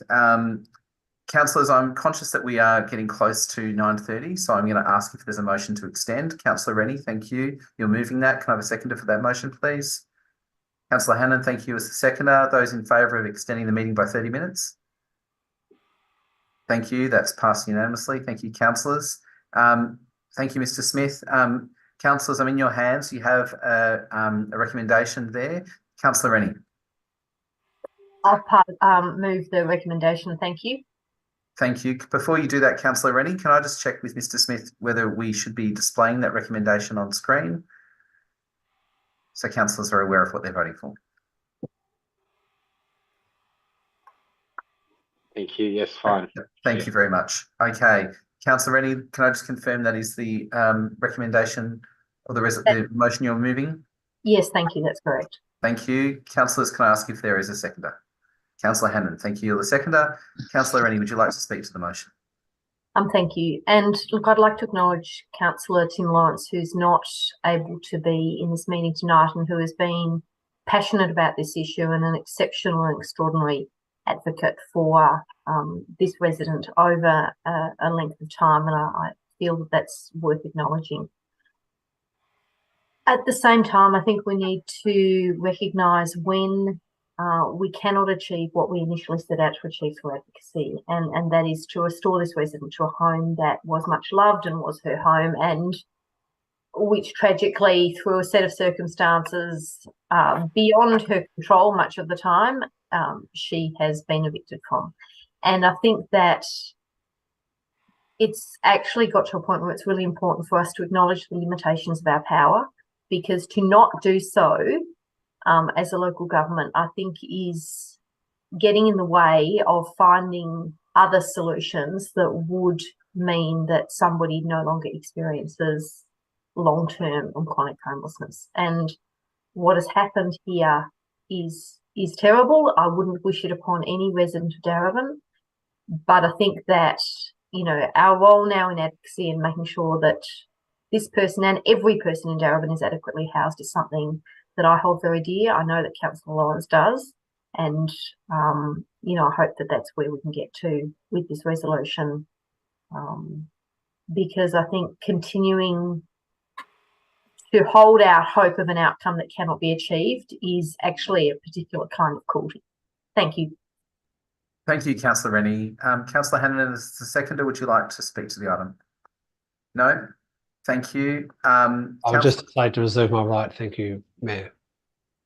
So I should say acting chair. That's fine. Thank you, Councillor Hannan, acting chair. Is there a councillor that wishes to speak against the item? I'll ask that first. Speaking against, Councillor Greco? No. No? Okay. I will allow if there is a councillor that wishes to speak in favour, but I will also remind councillors we do have items to get through, so if we can keep our comments brief. Thank you, councillor. Oh, look, thank you, acting chair. Look, it's absolutely right what the other councillors have said. There's a real injustice that has occurred here. It's a very complicated issue, complicated from a legal sense and also complicated from an advocate sense and a representational sense. But the reality is that, you know, somebody's basically been kicked out of their home as a result of what's taken place, and that they want to return back to their home. Lots of events have occurred in between, and so it's really difficult to try and unscramble that egg. Obviously, the particular resident has made a plea to council for council to somehow advocate or try to represent them with the various government departments and stakeholders, and that's what we're trying to do. I think what we've already done is something.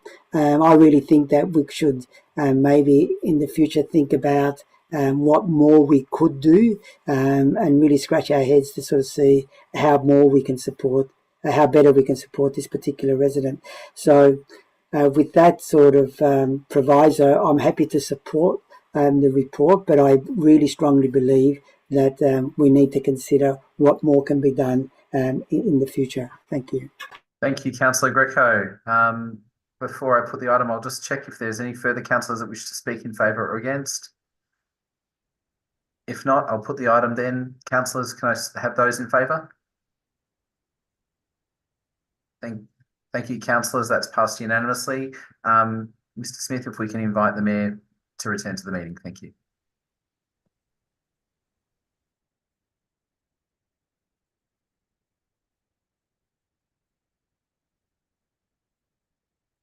Inviting you now, Chair. Thanks very much.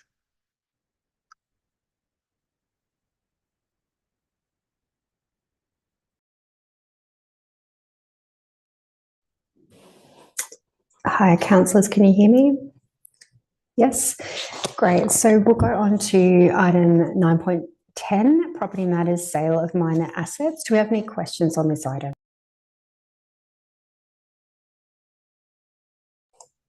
No. Do we have a mover of this item? Councillor McCarthy, do we have a seconder? Councillor Reddy? Councillor McCarthy, you moving the officer's recommendation? Thanks, Mayor. I'll keep it really brief. Yes, moving the officer's recommendation.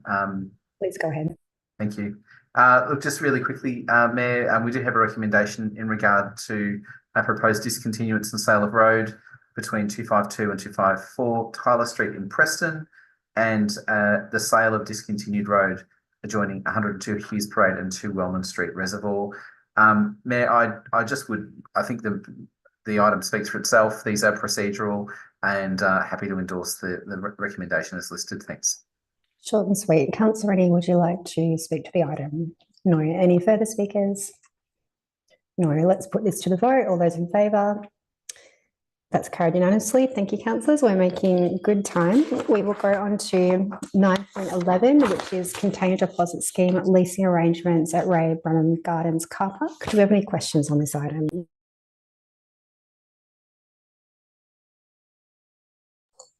No. Do we have a mover for the item? Councillor McCarthy, do we have a seconder? Councillor Ring. Councillor McCarthy, would you like to speak to the item? Thanks, Mayor. This is in the ward that I represent in Southwest Ward, which is includes Ray Brunham Gardens, and of course, I'm sure all councillors would want to see opportunities for container deposit locations in our city that are available to residents, easy to access, and make sense. Ideally, we'd see more of these facilities in the places that actually produce containers or sell them. But in this case, we have an opportunity here. And we did identify the Darebin Arts Centre as a potential location, given its proximity, its location, and its ease of access for many residents. On the basis of that, this recommendation proposes that we support the installation of a collection station operated by Visi at Ray Brunham Gardens car park. This is a good location. It's a 5-year proposal, and of course, it provides an opportunity across 5 car bays for this facility.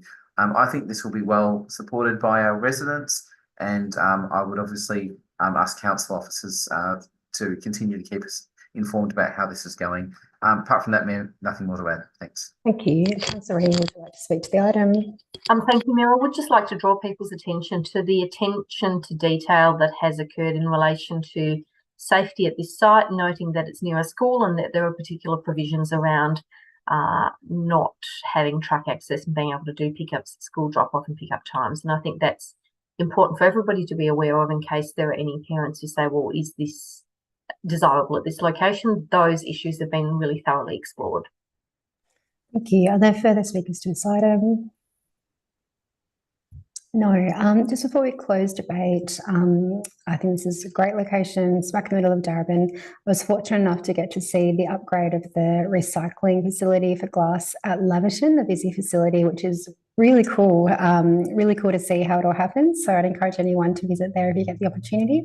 And they did also tell me on the day that Darebin is doing very well in terms of our recycling through the container deposit scheme. So good job, Darebin, and I'm sure we'll see a lot more with this location. So we'll close it there and we'll put this item to the vote. All those in favour? Carried unanimously. Thank you, councillors, and thank you to officers for your work on this. Item 10 is items to be tabled. There's no items to be tabled, so we'll go on to item 11, notice of motion, and we have item 11.1, Northcote Aquatic and Recreation Centre. Councillor Rennie, do you wish to move the motion? I do, thank you, Mayor. Thank you. Do we have a seconder for the item? Councillor McCarthy. Councillor Rennie, would you like to speak to the item? Thank you, Mayor. This one's been a long time coming. I think it must be the most held over item in the history of this council. But good things come to those who wait. So let's see how we go tonight. I felt that this was an important motion in many reasons, in many ways for transparency reasons. Much has been said about the redevelopment of NARC, and at the opening of the facility, I personally found it quite disappointing and disingenuous to hear people claiming credit for the redevelopment and the rebuild, which I think was out of line. There's nothing we tend to hate more as humans than having people claim credit for work that they haven't done. From the time we're at school and people take credit for our work to right for our lives. And so it seemed to me that that is what happened, that there were state politicians who said that this was a triumph of state investment and commitment to community infrastructure. I want to be clear with our community. Darebin Council built, designed, developed. Thank you, Councillor Dimitriadis. What is your point of order? I was at the meeting. Sorry, your 10.1G. It's misleading. What is misleading, Councillor Dimitriadis? That Councillor Rennie said that that members were saying that it was a triumph on their behalf. That was clearly not said. I was at the opening, and it wasn't a case. That wasn't the case. So I'd request that Councillor Rennie retract her statement. You are raising a point of order about the word triumph. Is that? I'll withdraw the word triumph. Thank you, Councillor. Please continue. Can't tell when I'm speaking in metaphors and giving a global idea, then that's a shame, and hopefully I won't be subject to more of these interruptions that I've grown so accustomed to. Thank you. And I will also, just before you go on, Councillor Rennie, I will also just note that opposing something is not a point of order. Councillor Rennie, would you like to continue? Thank you. There was a specific statement, which was the Victorian government is giving communities the facilities they need so more locals can boost their health and participate in activities they love. I think our ratepayers need to know that they funded this project almost 100%. In fact, we talk about council funding it, but this is directly funded by our ratepayers. And I hope that they know that and appreciate it, because what I see when I go to that facility is just how very much loved it is. The second part of this motion relates to what we might do if, in advocating to the state government to make good on their claims of contributing, what we might do if that money is converted to a grant rather than being a loan. And I have suggested that we put the money straight to the redevelopment of the Bill Lawrie Oval. And there are a couple of reasons for this. Firstly, it is the largest absolutely shovel-ready project that we have in this municipality. Secondly, we have a $500,000 grant that we've been given to deliver it, and we have had a scathing letter from the minister in question about our failure to deliver the project. And thirdly, there has been, I think, a great deal of confusion about why the project hasn't been delivered. And I, for one, have been very outward in saying that I supported the delivery of the project and think it's a shame. So there's an opportunity here, councillors, for us to set the record straight about a commitment to Bill Lawrie, even if the money isn't transitioned to a grant. We have an opportunity to recommit to Bill Lawrie and make sure that we're clear that we want it to happen. Thank you. Thank you, Councillor Rennie. I've completely forgotten. Was it Councillor Hannan? Councillor McCarthy, go ahead. Reserve my right to vote. Reserve your right. Thank you. Are there any further speakers to the item? Councillor Greco. Thank you, Mayor Newton. I have an amendment that I'd like to put. I've just circulated it. There was an amendment that I had circulated at the previous meeting where this item was going to be considered. Okay, yes, and I see it's been circulated at 9:34. Can we get that on screen, please? Oh, no, we've got it on screen. Councillor Greco, is that your amendment? Yeah, can you just go down a little bit further to see? Yep, I think that covers it. Yep. Thank you. Is that Can I acceptable? just ask if officers could just have a look at it for its grammar and whether it meets the intention that it's trying to seek? Yes. Peter, did you want to? Through you, Mayor, I think loan transitioning to a grant is essentially in both the substantive notice of motion and the amendment. For transparency, it basically we're paying back.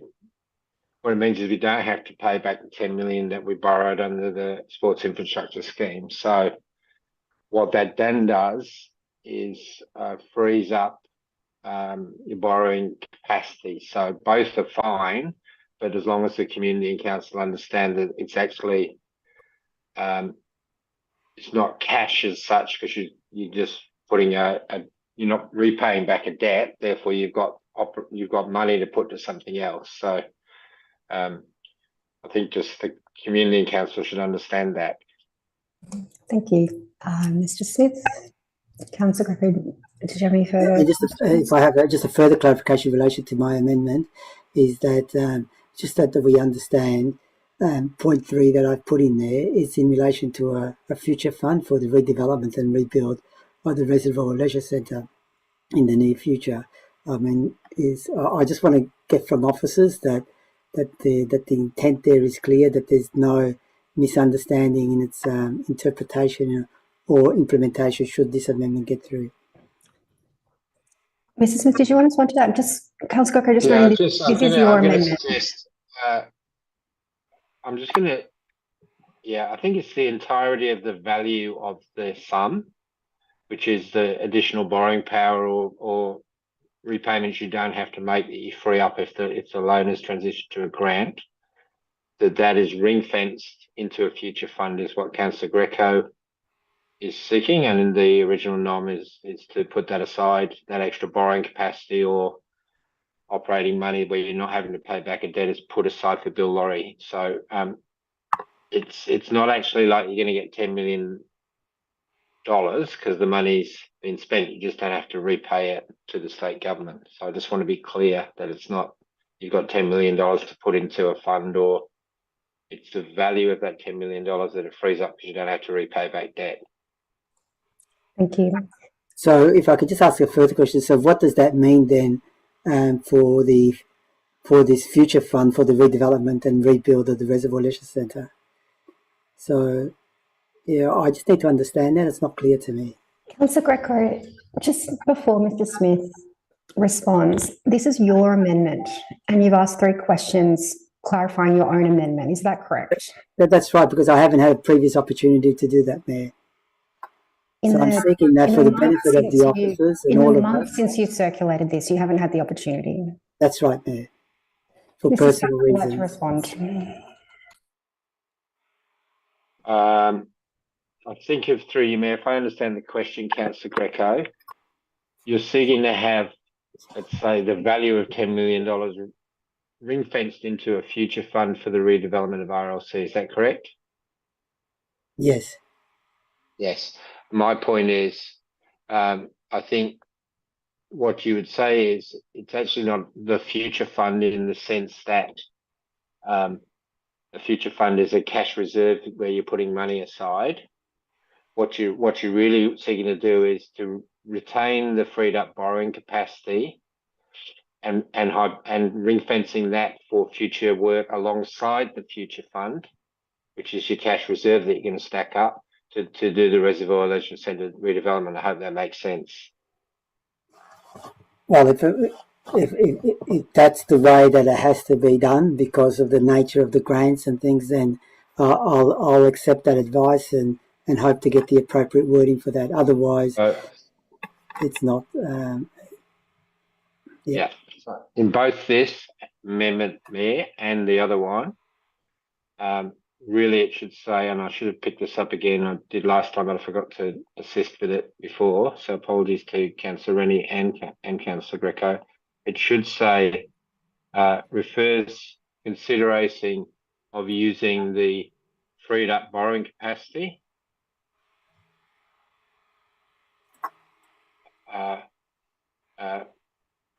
along with the future fund for the redevelopment and rebuild of the Reservoir Leisure Centre.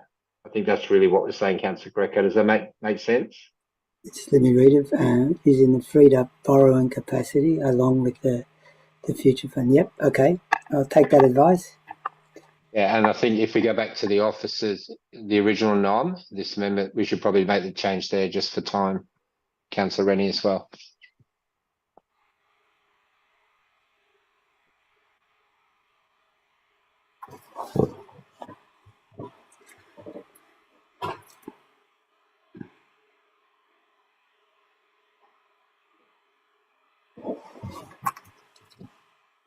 Mayor, you want to deal with the amendment, just given time, and then... Yes, so councillors, we have 13 minutes before we need to end the meeting. So Councillor Greco, that's your amendment? Yes. Thank you. Is that acceptable to the mover and seconder?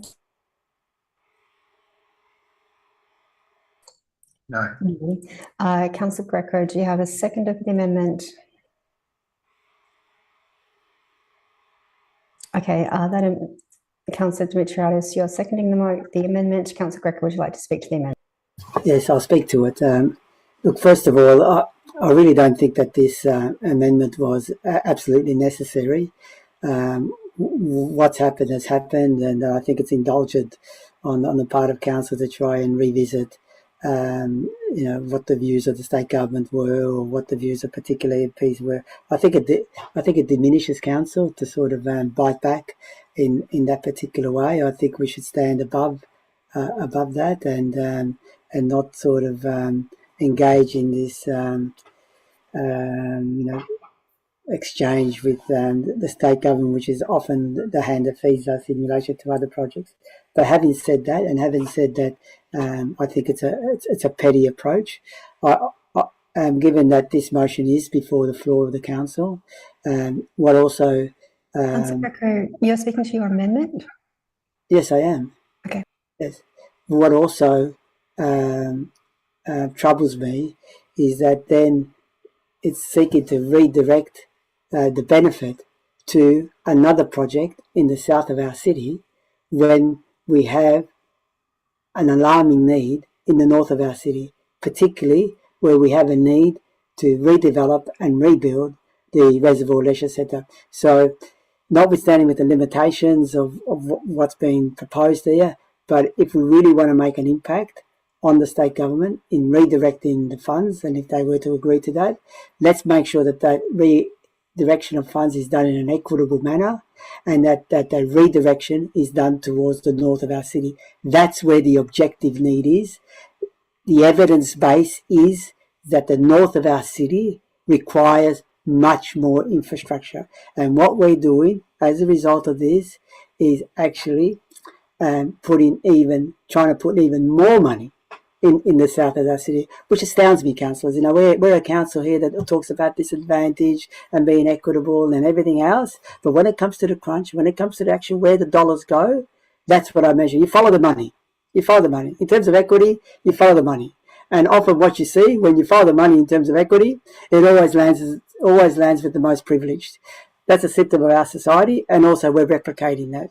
So if this is to go through, councillors, I urge you, accept this amendment, and like that, we can at least send the message to the state government and other parties that future funds need to be directed to the north of our city. Thank you very much for your attention. Thank you, Councillor Greco. Councillor Dimitriadis, would you like to speak to the amendment? I'll reserve, thanks. Okay. Are there any further speakers to the amendment? No. Councillor Dimitriadis, would you like to speak to the amendment? Yes, thank you, Mayor. I'm actually quite disappointed that this was brought as an anomaly initially. As Councillor Greco said, this is just an unfair attack on point score. And so I'll be abstaining on both these amendments. And that's because I think council needs to take accountability. Councillor Dimitridis? Yes, I'm speaking on Councillor Greco's amendment, and I'll be abstaining on that, as well as abstaining on Councillor Rennie's motion. And that's because we need to take accountability, and we need to completely rebuild RLC and actually get that done. We also need to start using the $500,000 that's been given to us from the state government to put in female-friendly facilities at Bill Laurie Oval and get the job done on both these projects. So rather than sitting here and point scoring, we actually need to do things. So I'm not playing with this politicking stuff that's going on by some of the councillors, and I think we just need to get on and do the job. Thank you, Councillor Dimitridis. Probably point of clarification. No, that's okay. I won't do that. So we'll go to the vote on the amendment. All those in favour? Councillor Greco, and all those against? Councillor Newton, Councillor Hannan, Councillor McCarthy, Councillor Rennie, all those abstaining. Councillor Dimitridis, that amendment is lost. We'll go back to the substantive item. Would anyone like to speak to the substantive item that hasn't spoken on it already?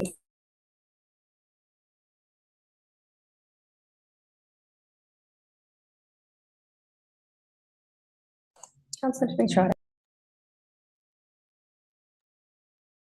I'm concerned that this motion is deliberately antagonistic towards the state government and does not adequately acknowledge the significant financial contribution of a $10 million loan for NARC, and hence I will also be abstaining on this matter. The interest repayment saving a loan on this government guaranteed loan is a substantial saving to council. This is real money which Darebin can use for other purposes. And at a time when our council faces tight budget restraints, I'm puzzled by the push to strain our relationship with the state government. Our local sports club have voiced their need for improved facilities, and we know the importance of local and state government funding partnerships in delivering the best outcomes for the community. And so we should be fostering a strong partnership to secure funding for sports infrastructure. But in my personal opinion, this motion makes Darebin appear petty, as Councillor Greco also said, and ungrateful for the contribution of the state government. I note that introducing strict acknowledgement and public publicity guidelines might pose significant issues for us. These guidelines could potentially restrict our ability to apply for various grants, loans, and programs. If these guidelines clash with the terms set by the financier, it might leave us unable to access essential funding or force us to reject opportunities that we really need. That would potentially leave us at a competitive disadvantage to other councils when it comes to accessing state infrastructure funding. Why would we put ourselves in this situation like this for what is effectively a gripe about saying thank you? I also note the Darebin Council never applied to the state's local sports infrastructure fund for the NARC. They applied for this $10 million loan instead, accepted the terms, received the money, and it now appears that some councillors are disgruntled at having received it. Thank you. Are there any further speakers to this item? Councillor McCarthy. Thanks, Mayor. Look, I appreciate, and I don't wish to make this a heated debate because I feel that the previous speaker probably missed the point of what is being sought here, which is actually to take a very reasonable step with the state government and seek to actually deliver investment that otherwise won't happen at Bill Laurie because of the decision that council made to not proceed with the project. It is disappointing that point of order. That's a misleading statement. 10.1G. Sorry, Councillor Dimitridis, which statement is misleading? So the state government has given $500,000 to female-friendly facilities that we could use at any time to go ahead with the project. However, Councillor McCarthy has said that the funding hasn't been provided to Bill Laurie Oval. Councillor McCarthy, is there anything you want to clarify? And just to note that rising to express a difference of opinion or contradict a speaker is not grounds for raising a point of order. Did you want to clarify anything, Councillor McCarthy? It's a misleading statement. We've got money in the bank to spend on Bill Laurie Oval, but we're not doing that. You guys have voted against the female-friendly facilities. That's not correct. Councillor McCarthy, would you like to continue? Sorry, I think Councillor Dimitriadis might wish to look at the correspondence from the Minister in relation to this, which has been made available to councillors, and I think it might have been made available publicly. Mayor, I'll just close it out by saying that the Minister is very much in favour of us proceeding with this project, with the Bill Laurie project. That is the contingency for the female-friendly facility funding. We've had that in writing. We've had that confirmed. This is an opportunity for us to see that investment from Darebin in that facility, which will boost women's participation, we know, because it was identified as part of the scope of that project to support that, particularly in terms of outdoor sports, particularly AFL. So I hope that Council can get on with this project. But look, I'll end it there, Mayor, and I just hope that councillors can take some innovation in advocacy, and rather than trying to portray this as some sort of political jousting contest, which it really isn't. And I think Councillor Rennie should be commended on taking an innovative approach to thinking about what was otherwise a minor investment in a major facility. It could be a much larger investment, and I'd love to see that state contribution to the NARC in the way that Councillor Rennie has proposed.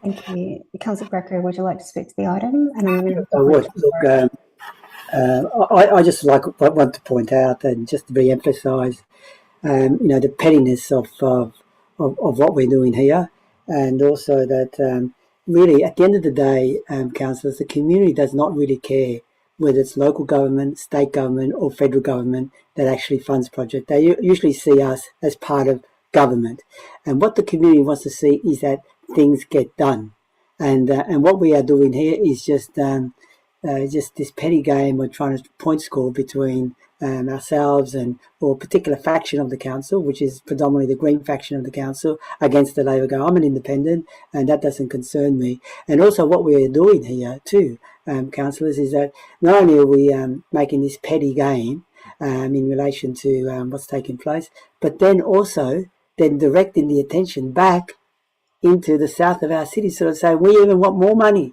and more attention to the south of our city. And I think that what's been proposed here, and what's because of these petty games, it actually jeopardises the infrastructure development projects in the north of our city, which require state and federal funding. But if they see that council has these sort of petty attitudes, it actually puts us further back in relation to getting justified, equitable resourcing and funding from these other tiers of government towards the north of our city. So this petty game, who's at the expense of this petty game? It's the RLC, which is at the expense of the petty game. Your wording, such as petty. Thank you. Petty is just not sure what's the problem with the word petty. It's been used by a number of councillors. Continue, Councillor Greco. You've got 17 Thank seconds. you. If I could have a few more seconds before the interruption. So I think it's indulgent, councillors, and it's really indulgent in also advantaging the more privileged in our community as a result of this useless debate that we're having here now. Thank you. That's time. Councillors, I'm going to need an extension of time. Can I get a mover? Councillor McCarthy, seconder. Councillor Rennie, all those in favour? That's Councillor unanimous. We've got 15 minutes to close off the business, councillors. Councillor Greco has spoken. Are there any further speakers to the item? No. Okay, so just while we're here, before we close the debate, I'll speak in support of the motion. Mayor, I just like a vote of I don't know whether that comes after what you've got to say or before. I can't remember. Why don't you speak, Councillor Rennie, and I'll close off the debate after that, just briefly. Thank you, Mayor. What might seem petty to some matters a great deal to others, and so it is somewhat offensive to suggest that the things that matter greatly to some people are petty. And this matters greatly to me because I think there's a real issue of fairness and transparency. But importantly, I also think it's worth saying that nothing will undermine our ability to get future grants like non-delivery of one that we've already got. And the scathing letter that we've received from the Minister in relation to our failure to deliver on Bill Laurie Oval, I think is evidence of this. If we have a reputation as a council that cannot deliver, why would anyone give us more money? Sorry, Mayor, point of order, just a point of clarification.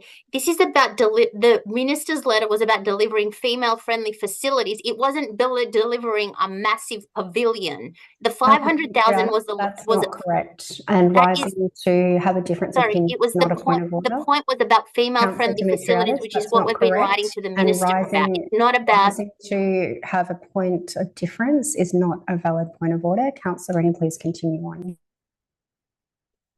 Thank you, Mayor. The minister, you know, this Bill Laurie was selected for funding on the basis of a proposal to redevelop the pavilion, which would include female-friendly facilities.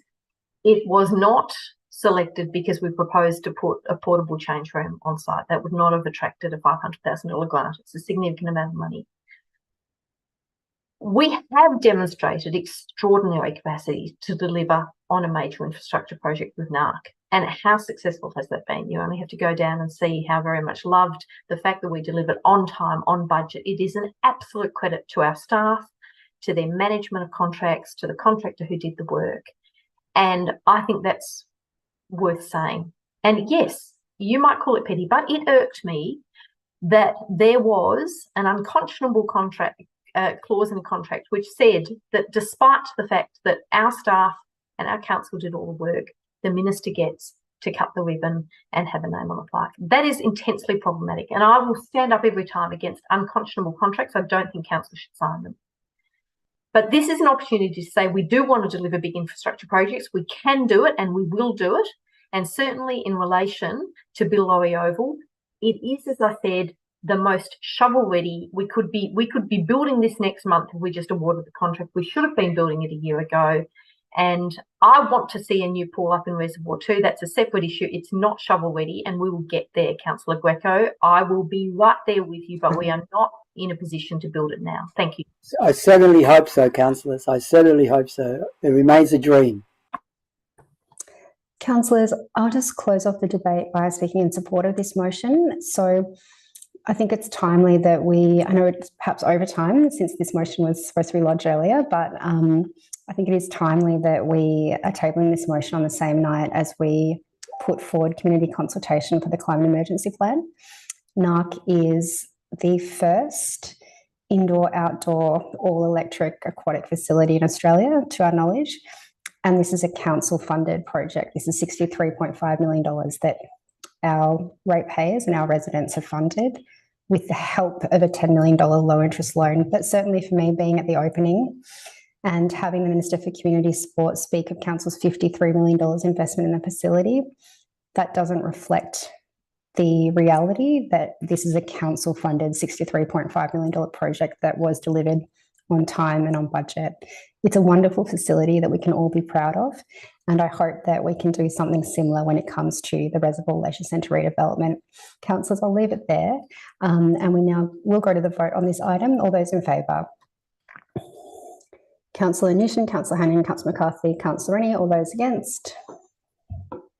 And abstaining? Councillor David and Councillor Greco. That item is passed, and we will now go on to urgent business, of which there is none. We'll now go on to item 13, which is consideration of reports considered confidential.